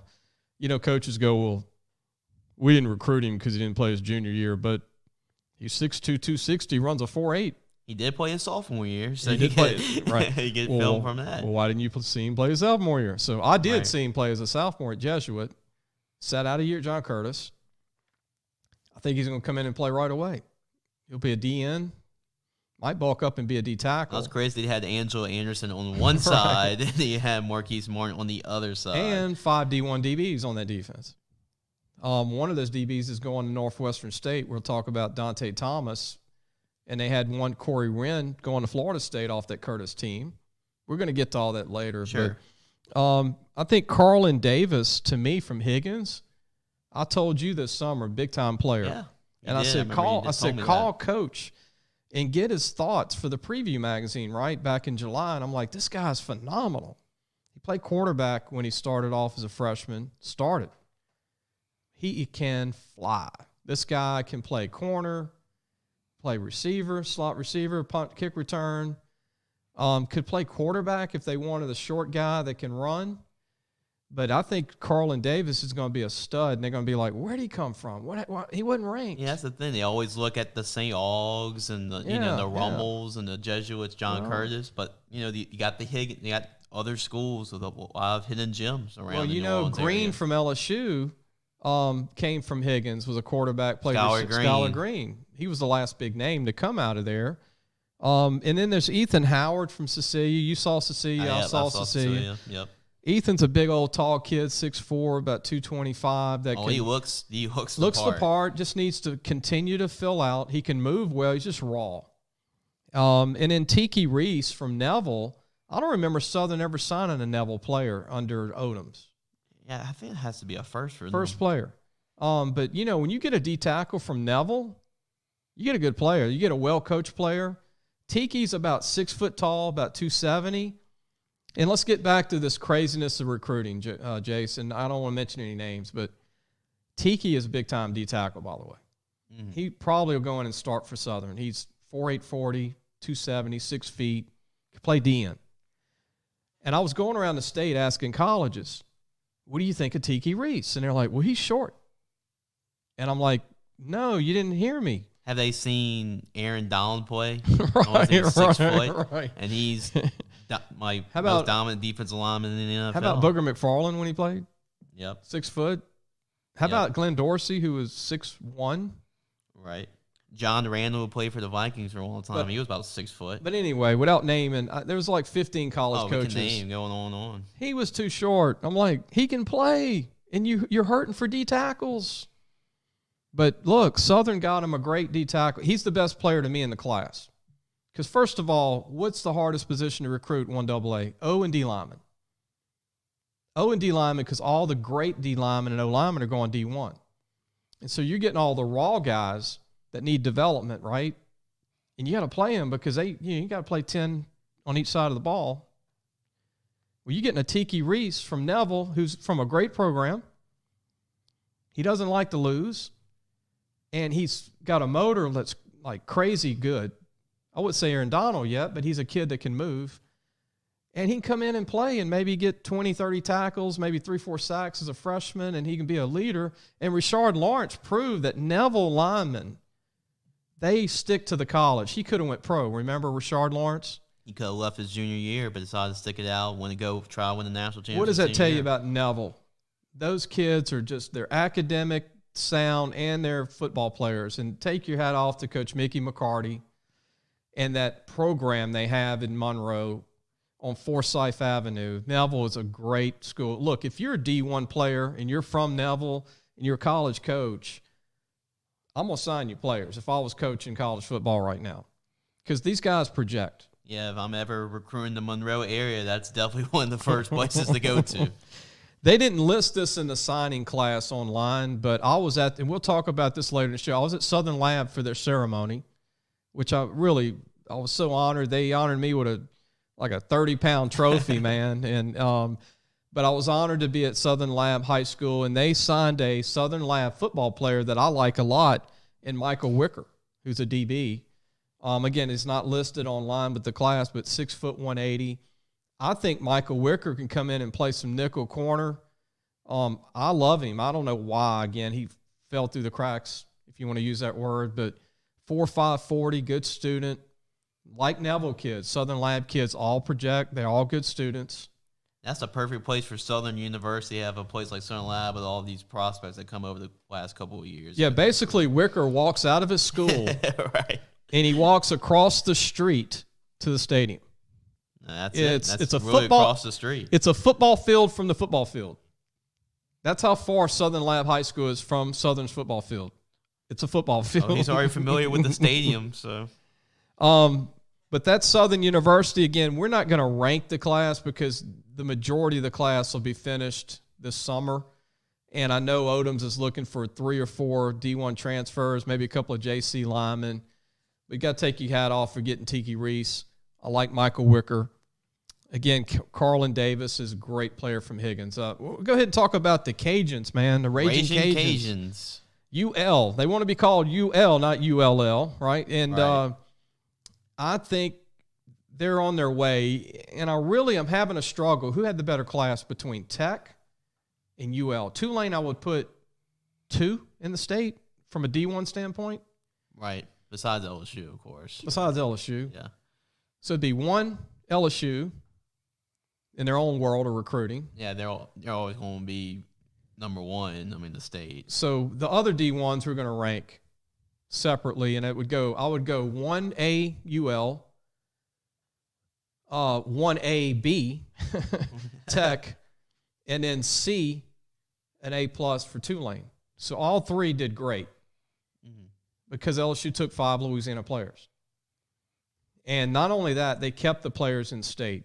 It worked out because the 5 LSU Louisiana players they did get were 5 of the best in the state, so it worked out. But I'm going to tell you right now, UL signed more Louisiana players than Tulane and Tech in their class that can play right away. So I have to give them the nod. Yeah, you got to look at instant most members are going to make the first impact. They took more big names in state, kept them in state. I'm going to start with Corey Marshall, who I'll watch several times play O and D line at Northwood and Shreveport. He's a monster. 6'3", 330, runs a 4.9, 5 flat, great feet, great effort. Yeah, not a lot of people talked about him this year, but he's definitely a good one. He's an SEC guy. He's an LSU guy. And he'll come in and play guard or center, and he'll be a starter within a year or 2, maybe a 3-year starter, I predict. They went to Thibodeau and got a receiver named Kyron Lacey. I saw Kyron have great games. I've seen him have average games. You saw him have an average game. Yeah. But he's got all this talent. He's 6'2", 210, runs a 4.45. He's got a 38-inch vertical jump. He's impressive. He's got everything. And maybe he'll flourish. I would say he's not polished yet, But my goodness, he's good. Sometimes getting those raw guys is just as good as getting enough polished 5-star because they can grow. They can grow, a lot more room to grow for them. You'll see as a receiver, it'll come, and he might grow in a tight end. He might end up being 230. Maybe like a linebacker or something. Be a Thad Moss type of player, right? Mm-hmm. Then they have Errol Rogers, who I thought could have went anywhere from Lafayette Christian. Receiver, could play safety. They list him as a receiver, but he could be strong. 5'11", 185, 4'5" kid. I think a great player, coached by Trev Falk. And even won the state championship as the quarterback. So show what kind of athlete he is. He will come in, and if there's an injury, he's the guy they'll take the red shirt off of to put in the 2 deep. I don't think Errol will start, but he'll be a guy that'll be a superstar for 3 years, red shirt maybe, or letter. Then there's Sonny Hazard. He's a good one. Man, his dad played for LSU. I'm the biggest Sonny Hazard fan on the planet. You know that. You've heard me brag about it. Yeah. Again, he's 6 foot tall, 295, runs a 5 flat, benches almost 400 pounds. He is a specimen. He's got arms that look like Howie Long when he played for the Oakland Raiders. He is super strong. He is the nose guard. He was born to play nose guard. This kid will letter as a freshman, play as a freshman. He might not start, but he's going to come in and be the guy that he'll be their Tyler Shelvin, but he's in good shape. Mm-hmm. There's no fat on this kid. Sonny Hazard could have played for Vandy. I'm going to keep my word what I said in the summer. I think he's an LSU guy. I think he's good enough to be an LSU guy. Yeah. Then you go to Caleb Anderson, who signed from East Feliciana. His dad's the head coach. Right, Cedric Anderson. Cedric played at Tulane. Great man. Caleb is going to be a phenomenal player. Where do you put him? He's 6'2", 190. He played quarterback, played receiver, played every safety. position at East Feliciana. He might grow into an outside linebacker. He's going to be a big kid. He's going to be 210, 215 when he's done. And all of these kids, all of Cedric's kids are big kids. And I think this kid's the most talented player out of all of them. And that's what he even said. He feels like he's more talented than Cedric Jr., his other son. If this kid qualifies from Catholic of New Iberia, Trey Amos, he will be an NFL player. Hopefully he can start at ULL, not have to go to junior college, but he's 6 foot 180, did everything for them. Coach Endest helped a lot of W's for that program, and Coach Endest. He's a phenomenal athlete. And if you notice what we keep saying with Ragin Cajun players, it's kind of like LSU. Well, this guy can play this position, he can play that position. Like the last 3 guys you mentioned played multiple positions, even quarterback for a lot of them, so they can play all kinds of different positions. And I have one more, Jace, to mention, Tyree Skipper from Sophie B. Wright. That's another one. Tyree could be whatever you want him to be, but I think his demeanor, because he's such a phenomenal hitter, I think he's an outside linebacker, strong safety, or a free safety, whatever you want him to grow into. And let me state this. Skipper is an SEC starter. That's a high statement, Lee. Out of all the film I watched since the season ended, if there was a guy that I said I was wrong about in preseason, it's Tyree Skipper. Tyree Skipper is one of the best safeties in the country. Wow. That's but he was hidden. He was hidden. And why do I say hidden? A lot of these coaches didn't go to the games, right? The big schools. Yeah, they go to see, John Kerr's play, Rommel, Jesuit. If you look deep down in New Orleans and the Higgins and the McMains and schools like that, they got some players as well. Yeah, you got to go to Kip Renaissance and these other schools, McDonough 35 and all these other schools, Country Day, you got to go watch him play. But Tyree is 6'1.5", about 190, and he's like a missile. When he moves, he just flatline. He just nails everybody, and he's so tough. You know that word instinctive that your dad always preaches in football? You can't teach that. And you either have it or you don't. Skipper, if I was ranking instincts on a 1 to 10, and the 10 being the highest, I'd give him an 11. So who's the best player in the class? Skipper, to me. Can he come in and start? I think so. Man, so you got Tyree Skipper as the gem of the class. The gem of the class, and and Corey Marshall's the gem of the linemen, and then Sonny Hazard's an SEC gem that they brought in, Caleb Anderson, whatever he becomes, he's going to be a great player. And Amos. And Errol Rogers, man. It's just, what a great Louisiana group. This is UL's best Louisiana signee class, high school signee class that I can remember. Last year, yeah. But that seemed like they're getting better and better. I don't remember Ricky Bustle signing this quality of a group from Louisiana in one class. I'm talking about high school kids. Mm-hmm. And even Hudspeth. Even Hudspeth. He didn't get this type of talent in one class. So it's scary how good UL can be in the Sun Belt. And they did say it was the best class in the Sun Belt. I believe it. Yep. I mean, this is the only thing they got to get over the hump with is Appalachian State. But yeah, Levi Lewis is back. Yep. I mean, they could definitely go for the Sun Belt Championship next year. And Levi Lewis is back at court. A lot of people go, well, Levi, even me, I thought they'd move him to DB or a receiver. But Levi's turned into being a pretty good quarterback. This year. He did. He really stepped up his game. And they have, Elijah Mitchell's coming back at running back. Their offensive line's got 3 All-Americans possibly. They're from Neville, 2 of them. Yep. Neville, man. Rob Sells, a coach on that staff, played at LSU from Neville. Correct. We're saying Neville a lot, man. I mean, it's a great school. They are one of the top programs in the state. But we're going to go ahead and take a break. When we come back, we've got more college football teams in Louisiana we're going to talk about.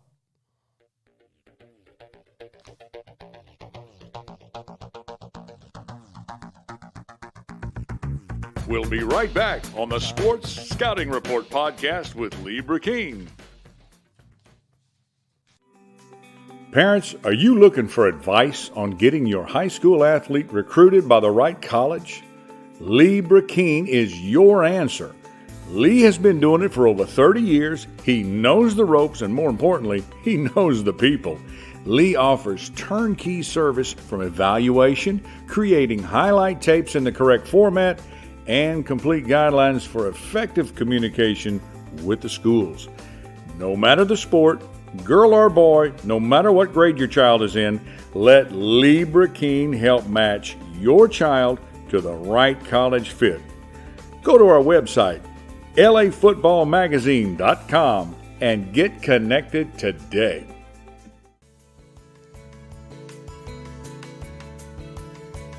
It's time for our fan segment of the week. Yeah, Jace, I love this segment, man. You get a chance to talk with people all over Louisiana, all over the country. And the reason we have the fan segment, because I think people like to hear people talk and what they love. You know, that's what a fan is. People love all different sports. Some like recruiting, some love football, some like basketball, baseball, soccer, track. You name it. I mean, it's, professional sports. But our guest today, he likes college football. He likes the Astros. His name is Nolan Daigle. He lives in Houston, Texas. He's a Louisiana native who at one point had 2 houses, had one in Louisiana, had one in Houston, and still comes to Louisiana a lot and loves LSU. And I know he's excited about that. But Nolan Daigle, thanks for joining us all the way from Houston, Texas, man. More than welcome to be here. Good to talk with you, Lee. I've known Nolan a long time. I met Nolan the first time. It's been over 20 years. He came to a recruiting banquet. We used to have these recruiting banquets, Jace, downtown. We had the first recruiting signing parties. And it was called the Louisiana Football Magazine recruiting parties. And we'd have all these recruits come get trophies in the state at the Argosy downtown at the hotel. And we had the atrium. And I remember Nolan coming to the event, and I remember meeting him every year we did it. And so we had it 5 different years, and he would come, I think, to also when we had it in restaurants and we had all these recruits sign. And he was just so avid as a fan, and he kept up recruiting like a coach. And Nolan, why do you think you love recruiting so much? Well, I like high school football. I like college football. I like pro football. And it's just once it gets in your blood, it's kind of like nobody's done more for high school recruiting, high school overall football than you have. There's without a doubt in Louisiana. I know here in Texas they have Dave Campbell. They do their magazine, but you do a great job. You keep up with the kids, and that's a big plus for you, and a really big plus for them. And Nolan, you still you still scout kids in Texas just for the fun of it. I still make a lot of games in Texas. I'm in the Cypress area, so there's so many Cypress schools here, and like Daniil Hunter played at Martin Ranch, which is only a few minutes from my house, and I watched him play in high school. Good player. Now he played at LSU and then turned around, and now he's with the Vikings. Really a good player, and watching him in high school, knowing some of the coaches that had coached against him, and knowing some coaches that actually coached at Martin Ranch. And if you go to their high school at Martin Ranch right now, you go in the weight room, there's a picture of Daniil Hunter because he still has weightlifting records at that high school. And they have a picture of him in the weightlifting room, and he's in his LSU uniform. That's kind of strange to be in Texas and have a guy representing LSU in a high school. So it's really pretty good. Daniil Hunter was always first class. I knew when I watched him in high school. I actually watched him play against a good friend of mine in school called Katie Taylor. The guy that coached there was a good friend of mine, Flint Risen, who played at A&M and coached at A&M. And I said, what are you going to do with the Hunter kid? He said, we're going to try to slow him down. But Nolan, everything he does, he's very good at everything. He played tight end. He played special teams. He played defensive end. And you could just tell watching him play that he didn't come off the field. He's that good. And Nolan, mention some of the coaches since you've become a fan, and when you were here in Louisiana, you become friends with a lot of coaches in the business just by being a part of it as a fan. You've become really good friends with Larry Edmondson, who coached at LSU, Curly Hallman. Right. I tell people there's not a tighter fraternity than coaches, because one minute you're coaching against the guy, and the next year you may be coaching with him. Right. When I met Edmondson, Larry, he coached Brett Favre in college. I mean, he's been around long enough in the profession. Signed Kevin Falk. Yep, he signed Kevin Falk. Well, the word was Bernardo, was the one that kind of signed him. But if you go up to Kevin Falk now, and say, hey, Hoss, if you call him Hoss, he knows who called him that, because that's what Larry started calling him when he started recruiting to LSU. And, Larry signed Faneca, Alan Faneca, who I'm hoping he should get into the Pro Football Hall of Fame. It's one of those that it's only a matter of time. He's just too good. He signed Dave LaFleur. I mean, there's a number of Eddie Kennison. Kennison was really another one that the Lake Charles Washington Marion. Yeah, that's right, exactly. And it's funny, Larry tells the story that you have to almost go in there and be kind of vetted by, it may be a preacher.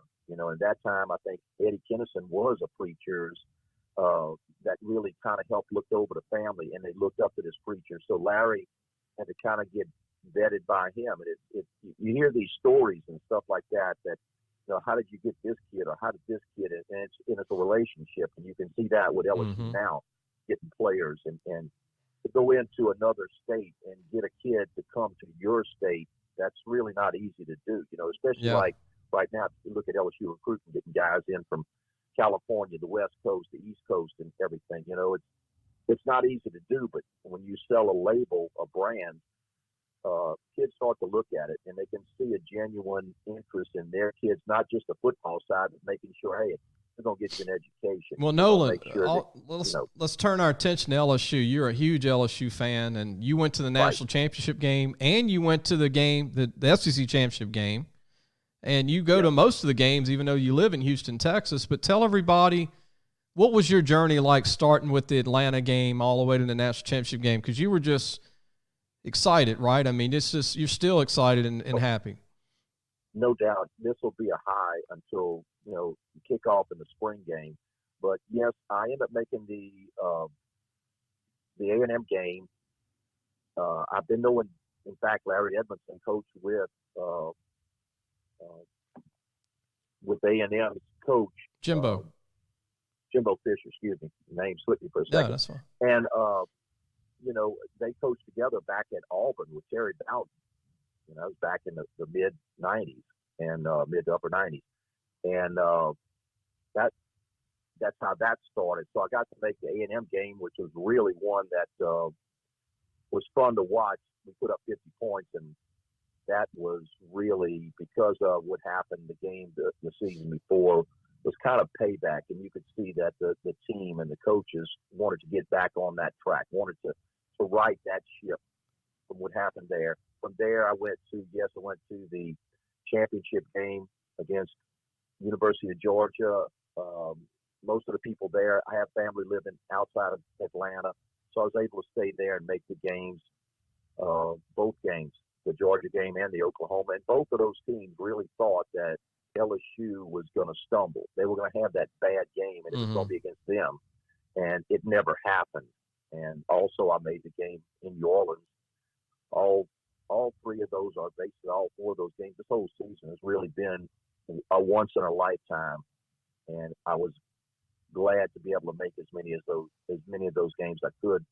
You know, the first game, the Georgia Southern, was, you could tell that LSU knew what they were doing. Yeah. I mean, we put up 55 points and got in a lot of players, and to that, I'm adding this, that what we did through the season, the staff and Coach O did a great job of bringing in the younger players, bringing out the guys that might have been nicked or bruised, knowing that it may be a 15-game season, which it was.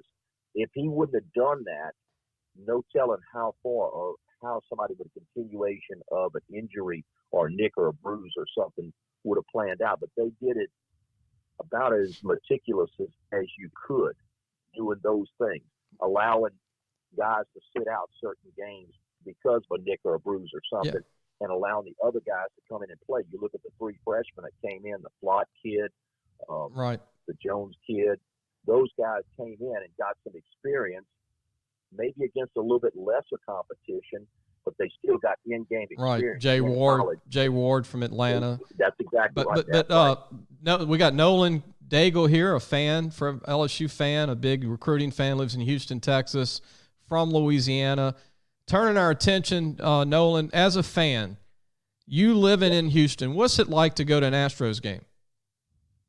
It's really good because Bregman, and we did have Will Harris, but Will has now been traded to the Washington Nationals, and that was good having those two guys. It's always better to have some Louisiana player because really this is the largest alumni group anywhere in the United States as far as outside of Louisiana. There's so many people in the Houston area. If you wear an LSU cap, somebody's going to give you a Go Tigers no matter where you're at. Right. That's just the way it is. They're very passionate here. I'm good friends with the guy that has the Houston Touchdown Club, and he's, over the past couple of years, has had Terry Bradshaw on. And with Terry Bradshaw, I got to meet Bean Joe Green, who's kind of coming back into the fold with the Coke and a Smile with the little kid. Right. Being reunited again from that commercial that everybody saw and everybody loved, this young little kid and Mean Joe Green. But I got to speak with him and Bradshaw. And this year they gave the award to Dan Pastorini. It's going to be interesting to see who they – Former Houston Alders quarterback with Earl Campbell was there. They had a great. That's right, exactly. And so it was good to see those guys get awards. And I see Phil Bennett in there, who was a defense coordinator at LSU. Phil is kind of retired. He lives a few blocks, or I say a few miles from College Station, Kyle Field there. And when I made a game this year, I try to make games. It's good to go see other teams, other schools. I've been to Lamar, I've been to Rice, University of Houston, Baylor, A&M, University of Texas. Being where I'm at, I'm pretty centrally located. I can make a high school or a college game within 20, 30 minutes of my house. The furthest drive is going to be Baylor, which is 2 hours, and also University of Texas right there. Nolan, we're going to move on. As a fan, how does this year compare to all the past years? I mean, LSU won national championships. You've seen other national championship years. You've seen, Right.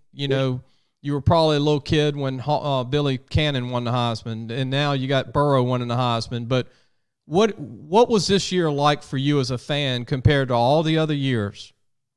Well, you have losses during the season, but where we had the 2 overtime losses and stuff like that. But when you go through a complete season and win 15 games in a row, that's really unheard of to do. The points put up, without a doubt, I don't think I'll ever see it. I always tell people there's one thing you'll never see. No one will ever break Pete Maravich's record. Mm-hmm. You're just not going to have somebody do 3 years in a row, 44 points a game. You're just not going to have that. And so I just don't see anybody passing what Joe Burrow did. And it's really good the way he did it, because if you look, it was always fun to watch him drop back and pass, because it was kind of like Drew Brees. Drew Brees, most of the time, once the ball is snapped, everybody's moving. He pretty much knows where he's going with the ball. Right. And I could see a lot of that this year with Joe Burrow doing the same thing. And if his first guy or second guy was covered, he pretty much had somebody like a Clyde coming across the middle, or he could always dump it off to Moss. And that was really good to see that. And that's all you had to watch. And, in the national championship game, the people I was sitting next to, when I saw Moss on the hip there, I said, they're going to go to Moss, because you look, the linebacker was too far in, the safety was too far back, and all he did was cross the goal line, turn around, and stood there and waited for the ball to be there. Hey, Nolan, we're going to go ahead and also talk about a question that, being that you live in Houston, since LSU won the national championship, are you seeing more purple and gold clothes and hats? Oh, yes. There's no doubt. There's no doubt more and more people are doing that. And it's because over here in Houston, you either have one or the other. You have A&M or you have University of Texas. That's it. That's the 2 main schools here, and most people will wear that stuff. They're not as prevalent as they were. The beat down that A&M took. I had friends of mine tell me this is going to be the year that they're going to beat us again, and I said it's not happening. It's just not happening. After I saw the first game, the second game, University of Texas was really lucky they didn't play us later. You're right. We were just getting into our own, if you look at it, and it didn't take long for us. The Northwestern game, Vanderbilt game, we started really to fill in, and then you started seeing those games where Utah State, the Florida game where we put up 42 points, was one that, Florida was ranked like 7th in the nation, and that was really one where they went off, Well, Jimbo's got a tough task, Nolan, with Alabama not going anywhere. State's going to be good with Mike Leach, and then Ole Miss has got Kiffin, and then Arkansas's got a new coach, and I think Mississippi State is going to be really good next year because Leach develops quarterbacks. And the thing is, A&M played a lot of teams that were down this year, and they still struggled. And Jimbo's recruited well, but Kellen Mond, I don't see Kellen Mond being a Heisman Trophy candidate. No. And I don't see a dominant – do you see a dominant run game in A&M next year? I don't see that also. No, it's the same thing. If you can't recruit in the state of Texas, you got problems. Yeah. And that's what I tell people, you should be able to get some really good players. LSU has always get into Texas and picked up guys. There's no doubt. But you look at the schools, it's the same thing in Florida. Jimbo had that last year where everything didn't go good. And you look at Central Florida, Florida International, all those Florida schools with Florida State, Miami, all getting talent. There's so much talent there that you can pick from them.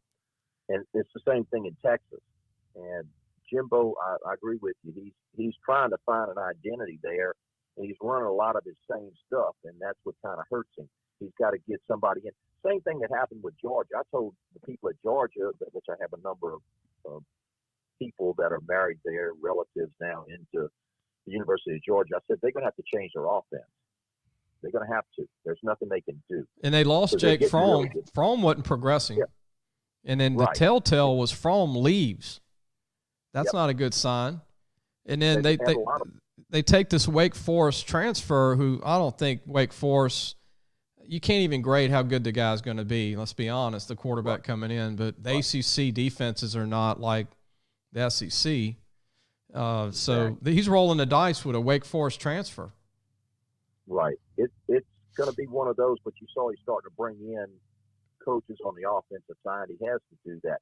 Everybody's looking at what LSU did. They're trying to copy that. Right. You know, it's kind of like everybody was hiring guys that coached under Nick Saban. You know, and for years it was Nick Saban. It was, you know, coach with him 1 or 2 years, had your resume, and you move on. I've got one answer for him, though, Nolan.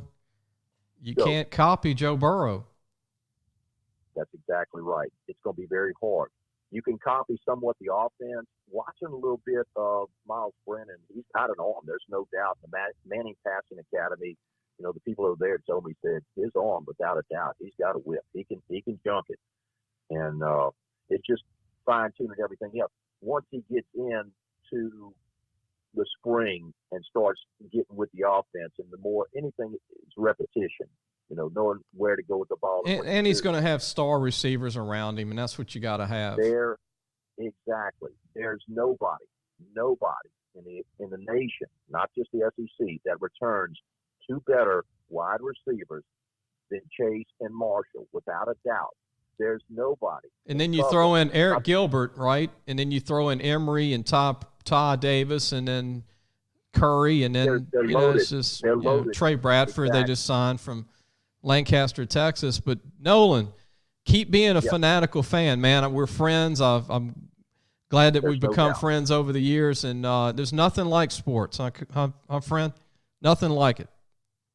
That's exactly right. I enjoy your friendship, and I enjoy when I do make it into Baton Rouge to sit down and have lunch with you or dinner with you. And it's always good to talk sports, especially with the crew you hang around with.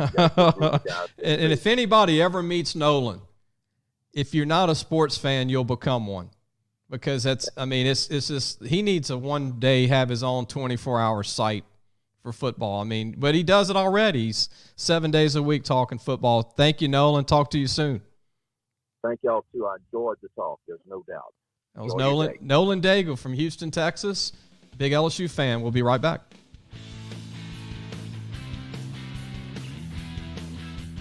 We'll be right back on the Sports Scouting Report podcast with Lee Brecheen. If you're a parent that needs a highlight tape and you need consulting advice on how to deal with the recruiting process, please contact Lee Brecheen, who has had over 30 years of experience dealing with college coaches and making highlight tapes all over the country.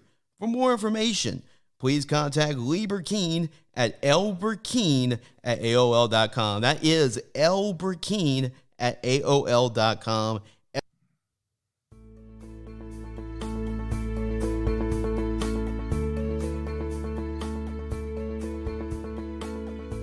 It's time for On the Rebound. This is a very interesting topic every week. I love talking about NBA basketball and also college basketball. I grew up playing. I just wasn't very tall. But I was that short guy in the neighborhood that everybody hated to play against, because I made you earn every shot, and I could shoot the ball, and I actually could drive, and I learned how to get around tall people and how to get the ball in the air before they'd block it. But I love basketball, and every week we want to talk about basketball. Let's go ahead and talk about the NBA, Jace, and LSU. Tremont Waters, I think, is having a great year, considering nobody thought he would make the league. Yeah, I think he's really high on the Celtics' radar right now. I think he's outplaying the Purdue first-round pick. Yeah. Because he's a bench guy, too, now. And when Tremont gets in, he's averaging like 2 points for every 2 minutes. And he's having some good games, even defensively. He's exciting to watch, man. That's one exciting player to watch. You know what might happen here is that if Boston, if he can't break their lineup, they're such a great team, somebody's going to trade to get him to where they might need him more, and he could start. Could be the Hawks, or the Warriors are struggling, a team like that. Wouldn't it be something if the Pelicans maybe wanted to try and get him on their team, maybe as a sixth guy? Imagine him throwing alley-oops to Zion. Wouldn't that be crazy? Yeah. Since they never got to play one another. I was hoping it would be Duke when he was at LSU. And then there's Naz Reid. Naz, nobody thought he was ready, and then he had a great camp. He's starting to mature. I think he's a franchise guy one day, but he's on a team with so many great big guys, Minnesota. I thought he needed another year, but he's actually been really surprising. He's been doing pretty good. And he got the big contract anyway. He got the contract of a first rounder by not getting drafted. Nas is, had some triple digit. He's had some great games with Minnesota off the bench. And then finally in a D League, Cavell Bigby Williams, who's a great shot blocker. He's with the CO Falls for the Pelicans. Yeah, G League for the Pelicans. So it's interesting that when they expand the rosters or when they do that, I wonder if they'll bring him up before the year is over. If not, I think Bigby could get traded to another team where he might. I'm sure there are plenty of teams that need a rim protector. Pelicans are loaded with some big guys right now, young guys. So I could see Cavell, doing that or what? Go to Europe. A lot of guys go to Europe for a while and then they come back. LSU basketball is 8-1 in the conference. What a tough loss against Vandy, but it was a wake-up call. You're not going to play just up every single game, and you're going to have those type of games. Vanderbilt, they were desperate. They wanted to win, and it clearly showed that night. And then they didn't miss a shot. I mean, I think they were 70% from three-point land, and I think LSU, you could tell they didn't play that same aggressive defense they did against Florida and Mississippi State and Alabama. It was just kind of flat. It was just one of those weird games, and they didn't play, up to their competition. And those guards for Vandy are going to be NBA guys. I mean, they've got some talent. It just happened to be LSU. I mean, they just put it together against LSU. Jerry Stackhouse, I remember he was a great NBA player. He was. He's a good coach. Team didn't give up on him. That's impressive. They fought. Usually teams. They deserved to win that game. They clearly outplayed LSU, and they won it more than LSU. So LSU will play Auburn on Saturday. So if you listen to this podcast, it's going to be up Friday. But if you catch it, the game might be over already on Saturday. But number 11 Auburn at Auburn. Auburn's, they love to shoot the three. They love to run. They love that to make you run and pay for it. So I think LSU's going to come out and play hard and probably win this game. That's how LSU is. That would be big. Now, I mean, if they beat Auburn, then they're right where they were, beforehand. So that would have wiped away the Vanderbilt loss if they're able to pull out the win. But if they can keep it up, I mean, this is the toughest part of their schedule come up. So that's why that Vanderbilt loss didn't come at a great time. I can't believe the center for LSU is only 6'6", but he is the best 6'6" since Ricky Blanton. Mm-hmm. Ricky was the shortest center for Dale Brown for a long time, and they went to a Final Four one year with a 6'6" center, so it can be done. Yep. And Emmett's got like 7'1" wingspan. His arms are just really long, like 6'11". I wish he was 6'7". Because some of those dunks he misses, it looks like if he just had one more little inch, he wouldn't miss a dunk. But he's got super long arms. So my question is, Lee, do you think having really size is kind of overrated in the college basketball right now? The game has changed. Yeah. The big guys aren't playing if they can't run. Used to be you could play your big guys and everybody would set and milk the clock and go down low, right? Yeah. Now it's, everybody's shooting threes. Like Stephen Curry, guys like that just kind of changed the game. And they're running. Everybody wants to run, and it spurts. Yep. But now it's just so different, and everybody wants a 7-footer that can run and shoot. I think Shaq would have been good in any time period, right? Yeah. Or Wilt Chamberlain, right? Those guys would have been good. Those guys have been great any era. Robert Parrish, all those guys. But I don't know. I think Michigan State proved you don't have to be tall. I think Duke sometimes really didn't have the tallest team since Leitner and Danny Ferry. They didn't have all those guys lately. Yeah, like the guys they got now. Williamson wasn't tall, 6'7". Mm-hmm. So they were not over really 6'8". They had 6'10" last year, Duke. Michigan State didn't really have a lot of tall guys, a couple of big guys. I really don't see a lot of teams in the country with a whole lot of 6'10" guys. No, Louisville's not a huge team. Florida State got some size, but they keep those guys on the bench. They're really the quicker guys that are playing. Texas Tech's not tall. And they're like one of the young up-and-coming programs out of Lubbock. Right. So I think the quickness and driving to the basket is what – and I thought it would beat Vandy. Vandy just wouldn't miss. They were just hot that night. I mean, LSU was making every basket down low. LSU scored 90 points, and they lost by 9. LSU was playing their game. They were rebounding. They were getting second shots. They were making Vandy foul, and they were driving to the basket. The problem is, defense couldn't slow down Vanderbilt. Just wasn't their night. It wasn't. So NBA, I'm gonna go ahead and pick my winner for the season, winning it all. Okay. I'm gonna go with the Rockets. You go with the Rockets? Yeah, the short team. You know what? Considering all that's been happening, I'm going to pick the Lakers. I think LeBron's going to, in the company, I think they're going to pay a tribute to Kobe, and I think they're going to get it this year. It's meant to be, you think? I think it's meant to be like a season destiny or something. Oh, man, I don't know. Jack Nicholson probably wouldn't agree with this. We'll see. Yeah, he's had front row tickets since the 50s, right? But I don't know. I mean, Anthony Davis is looking good. Their team's looking good. I can't argue with that. But can they beat Boston? Will Toronto be a factor late? Denver's got the good. Clippers too. Denver's really good. Denver's like the team no one talks about till you see them on TV in the playoffs. Mm-hmm. And the Celtics are loaded. Clippers are pretty loaded. They're pretty good. Clippers are good. They got the guy that won it for Toronto last year. Kawhi Leonard. Yep. It's really weird that San Antonio's not really good. It's really hard to say, San Antonio's not involved. It's weird seeing that they're not good this year and the Warriors aren't good this year. That's kind of weird seeing. In Minnesota, they could be the sleeper maybe. Yep, they just got a big trade. And maybe the Pelicans could be a sleeper if they can get in. Yep. I wouldn't want to play the Pelicans if they get in the playoffs. Because by that time, I think this young group is going to be clicking together at that time. That's going to be really scary. And Williamson's getting into shape. When he gets in shape, it's going to be really scary. Shoot, he's averaging 15 a game, and he's not even in shape. No. I think the trade worked out for the Pelicans because they picked up a great star from L.A. that's doing great at the two-guard position. Yeah, Lonzo Ball. And they picked up another kid who's going to be a NBA All-Star that's about 6'7", 6'6". Yeah, Brandon Ingram. Ingram's unbelievable.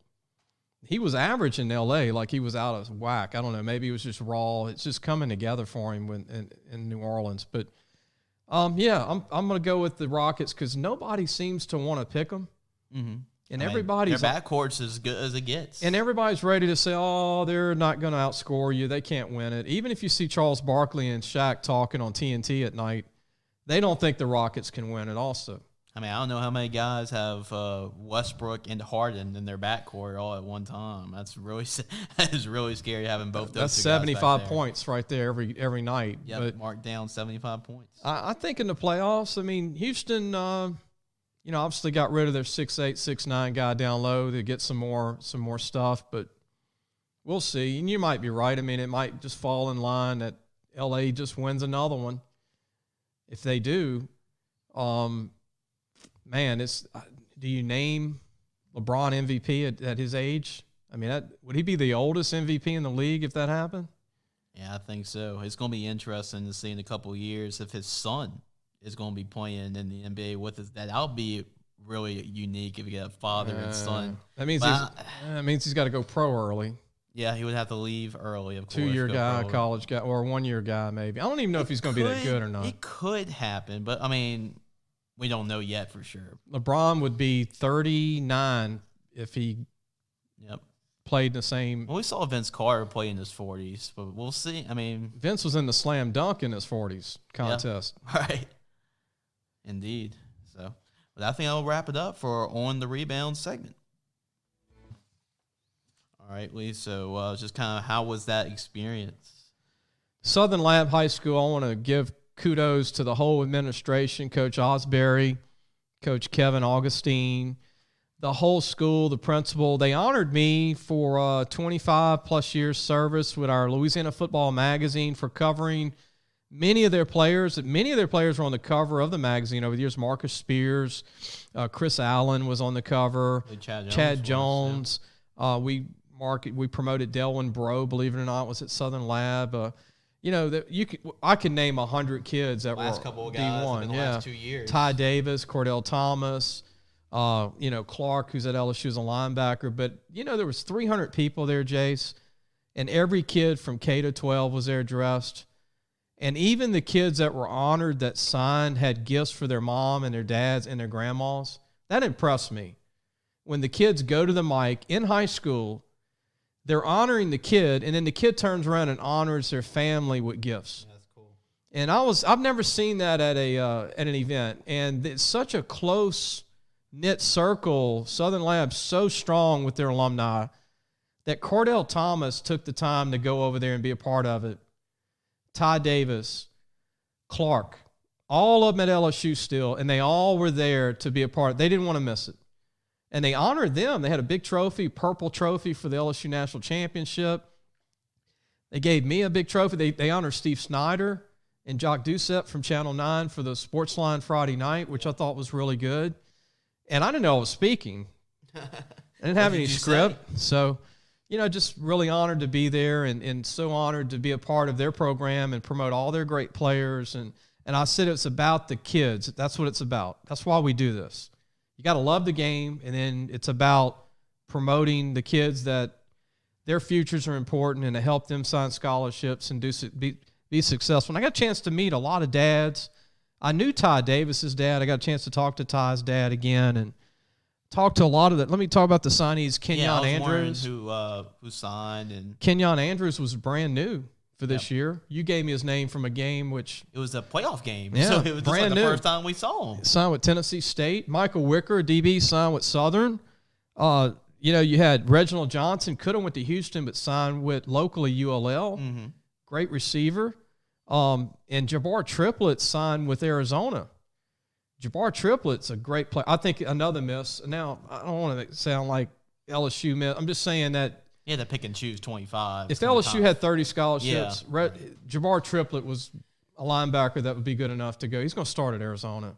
Yeah, I think so too. Got a chance to meet Jabbar's dad, who was, and this is an emotional time.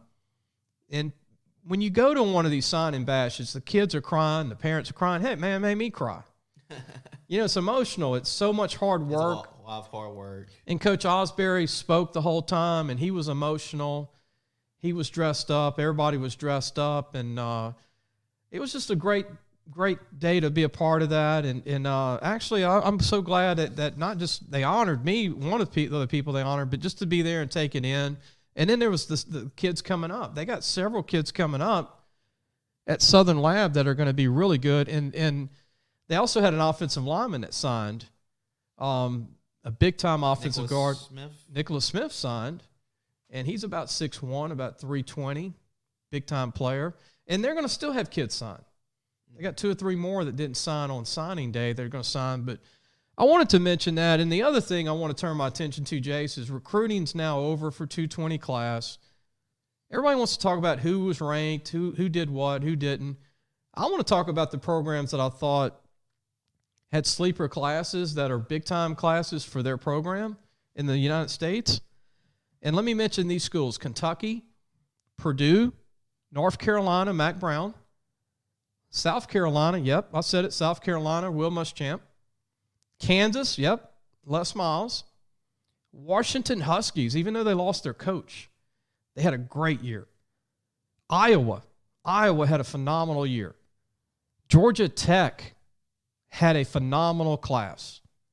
And Miami, believe it or not, Miami was shut out by Louisiana Tech in Independence Bowl. They had a really, really good group. Now, every team I mentioned, none of those guys are being promoted as having great classes. But when you look at their class and you see how they signed a lot of kids from their state, they kept a lot of kids in their state, kids they would never get in the past. Washington signed 6 players in state that they would never keep. And then they kept them, and they lost their coach. That's impressive. Yeah, Chris Pearson's the one with the coach. Yep.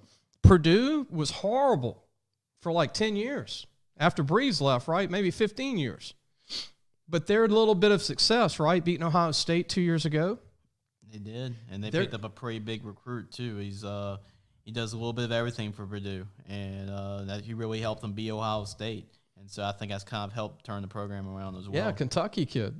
And the University of Kentucky, Mike Stoops is getting some big-time players. I know Kentucky's had their moments over the years, but I don't remember them recruiting on this level. They signed 7 or 8 kids that could have went anywhere in the country. And he also, Coach Stoops does a great job of developing those guys. I think that's what really helps them set over the top. Man, if they could get a quarterback that could throw it, everybody else would be in trouble. Because they can prove they can win games by just having a wide receiver out there snapping, and Yep. And Mac Brown is really dominating. Just to let people know, North Carolina produces a lot of players. Prior to Mac Brown coming back, they were losing 80% of the players in the state. Now he's keeping 90% of the players home that are from North Carolina. Jace, that's scary for everybody because the top 15 kids in North Carolina, he kept 12 of them in state. That means this team's going to be a threat to Clemson real soon. They almost beat Clemson. They had them early in the year. They had a chance. They went for 2, and it didn't get the conversion. But, yeah, they're scary. And I think they have a talented quarterback. They're really recruiting. They're doing a really good job in North Carolina. And this is a sneaky team in the ACC to watch out for next year. I want to mention one more thing. No one talks about this after signing day is over. Everybody just kind of waits for the next class. But I'm going to name the states that got hammered where kids left the state. Like the state wasn't protected at all. The University of Hawaii, if they could keep all the kids in Hawaii, they'd be a powerhouse. They lost 95% of the players in the state in the top 30. Yeah, some guy named Tua Tagovailoa, Alabama. His old high school has a kid, Jordan, that's going to Washington State, that's still signed with Washington State, even though Mike Leach left. He's going to be the next pro quarterback. But Hawaii produces a lot of talent. And when you're only getting one of the top 30, that's tough. Illinois loses most of their players, their elite players, out of state. If Coach Smith can somehow keep these kids in state, that's how you turn Illinois around in Champaign. Yeah. They did beat Wisconsin last year. That's a big step up for them. Yeah. Missouri lost 12 of the top 13 players in the state. That's tough. It was tough. It's going to be a big transition. You got a new head coach coming in, and Coach Drinkwitz. So California had their worst year of keeping players in state. Especially USC. 90% of the players in California, the top 50, left the state of California. That is new. I don't think I've ever seen that. USC had the worst recruiting class in the ever. Pac-12. Ever. Yeah. I never thought I would see that. That is weird seeing it, but knowing the circumstances around their head coach, it makes a lot of sense why. Colorado loses 7 of the top 8 in the state. They always have great players, but you got to keep them in state. Colorado's recruiting decently, but you got to keep those players in state. Maryland lost 80% of their top players in state. Maryland supplies everybody. Maryland, Notre Dame. LSU went into Maryland and got Jordan Tolles. They went into Virginia and got Antone Sample. I mean, it's Kansas lost 80% of the top players in the state. I'm surprised Les couldn't put a dent in that. There's no Bill Snyder at Kansas State anymore, too. That's a little bit of transition at Kansas State. But, kind of surprised. I thought Les Miles, his name brand itself should draw in a lot. Here's a stat for you. Kansas. 3 of the top 10 players in Kansas signed with Minnesota. How about that? Well, PJ Fleck's got it going on right now. And on the flip side, Minnesota lost 4 of the top 7 in the state, even though they had their best year in 30 years. It just goes to show you recruiting's really crazy. You can have a great year like Minnesota did, and they beat Ohio State, and they beat a lot of good teams. I mean Penn State, not Ohio State. Yeah, they beat Penn State, and they were just one game away from going to the Big Ten championship and actually contend for a playoff. But, you still lose 4 of the top 7 in your state. I mean, come on. And lastly, New Jersey. If poor Rutgers could just sign 30% of the top players in the state, New Jersey has 100 D1s every year. Basically, 60 of the top 100 leave the state every year. And out of the top 30, 28 of the 30 do not sign with Rutgers. But they hired their old coach back. Yep. And he's got a chance to change that. And if they can, they'll be a powerhouse again. But New Jersey, they're going mostly to Michigan. Greg Schiano. He's got he came in late. But there's a lot of states they just can't keep the kids in state. And I'm going to tell you who's also improved it is Kentucky.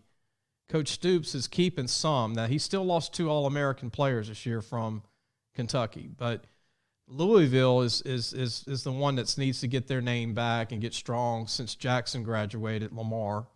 But you can go on. I think Louisiana with Orgeron, he did protect the elite guys that were offered by Alabama. Alabama did not get a kid away from LSU this year. They did sign a Louisiana native from Faraday, Louisiana, DB, from a junior college.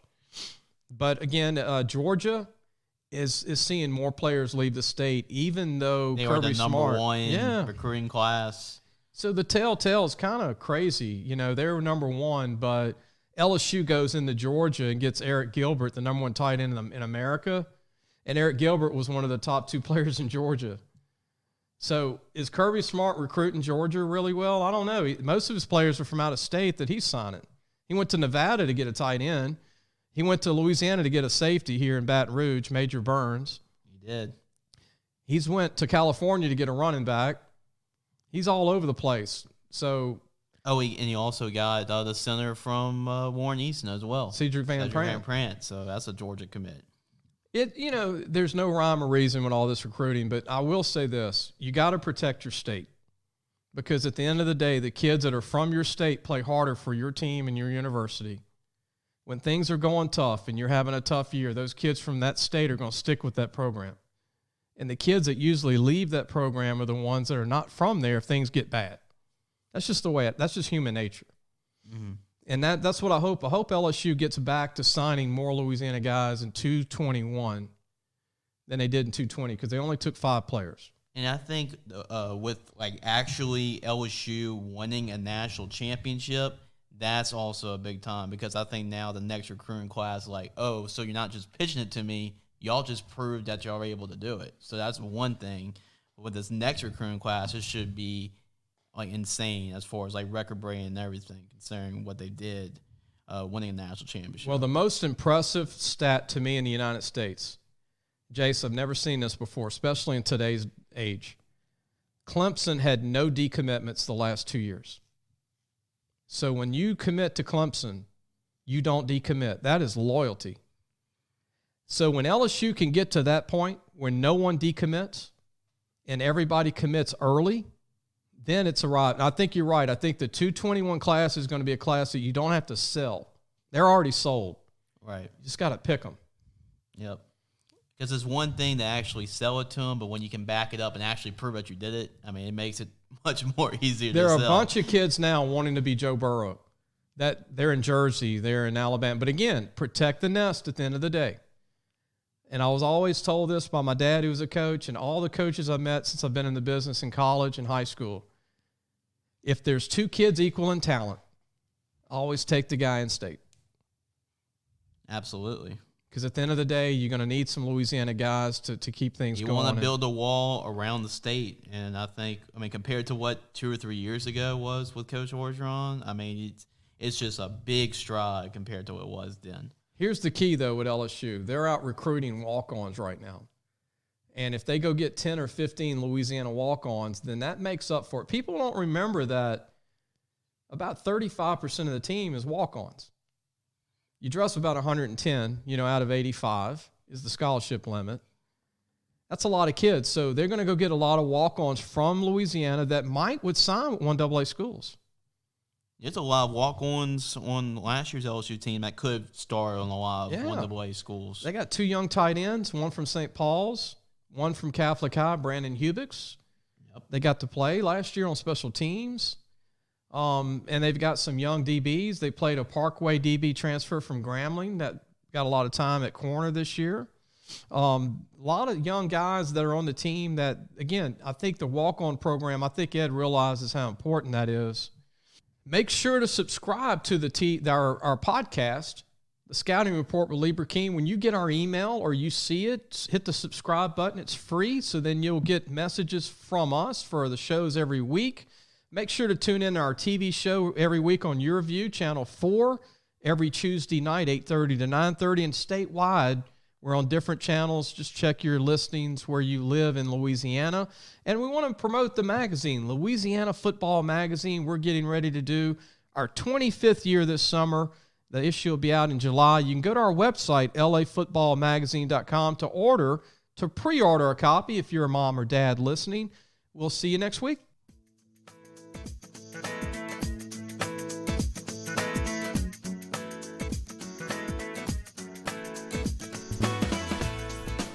Thanks for listening to the Sports Scouting Report podcast with Lee Brecheen.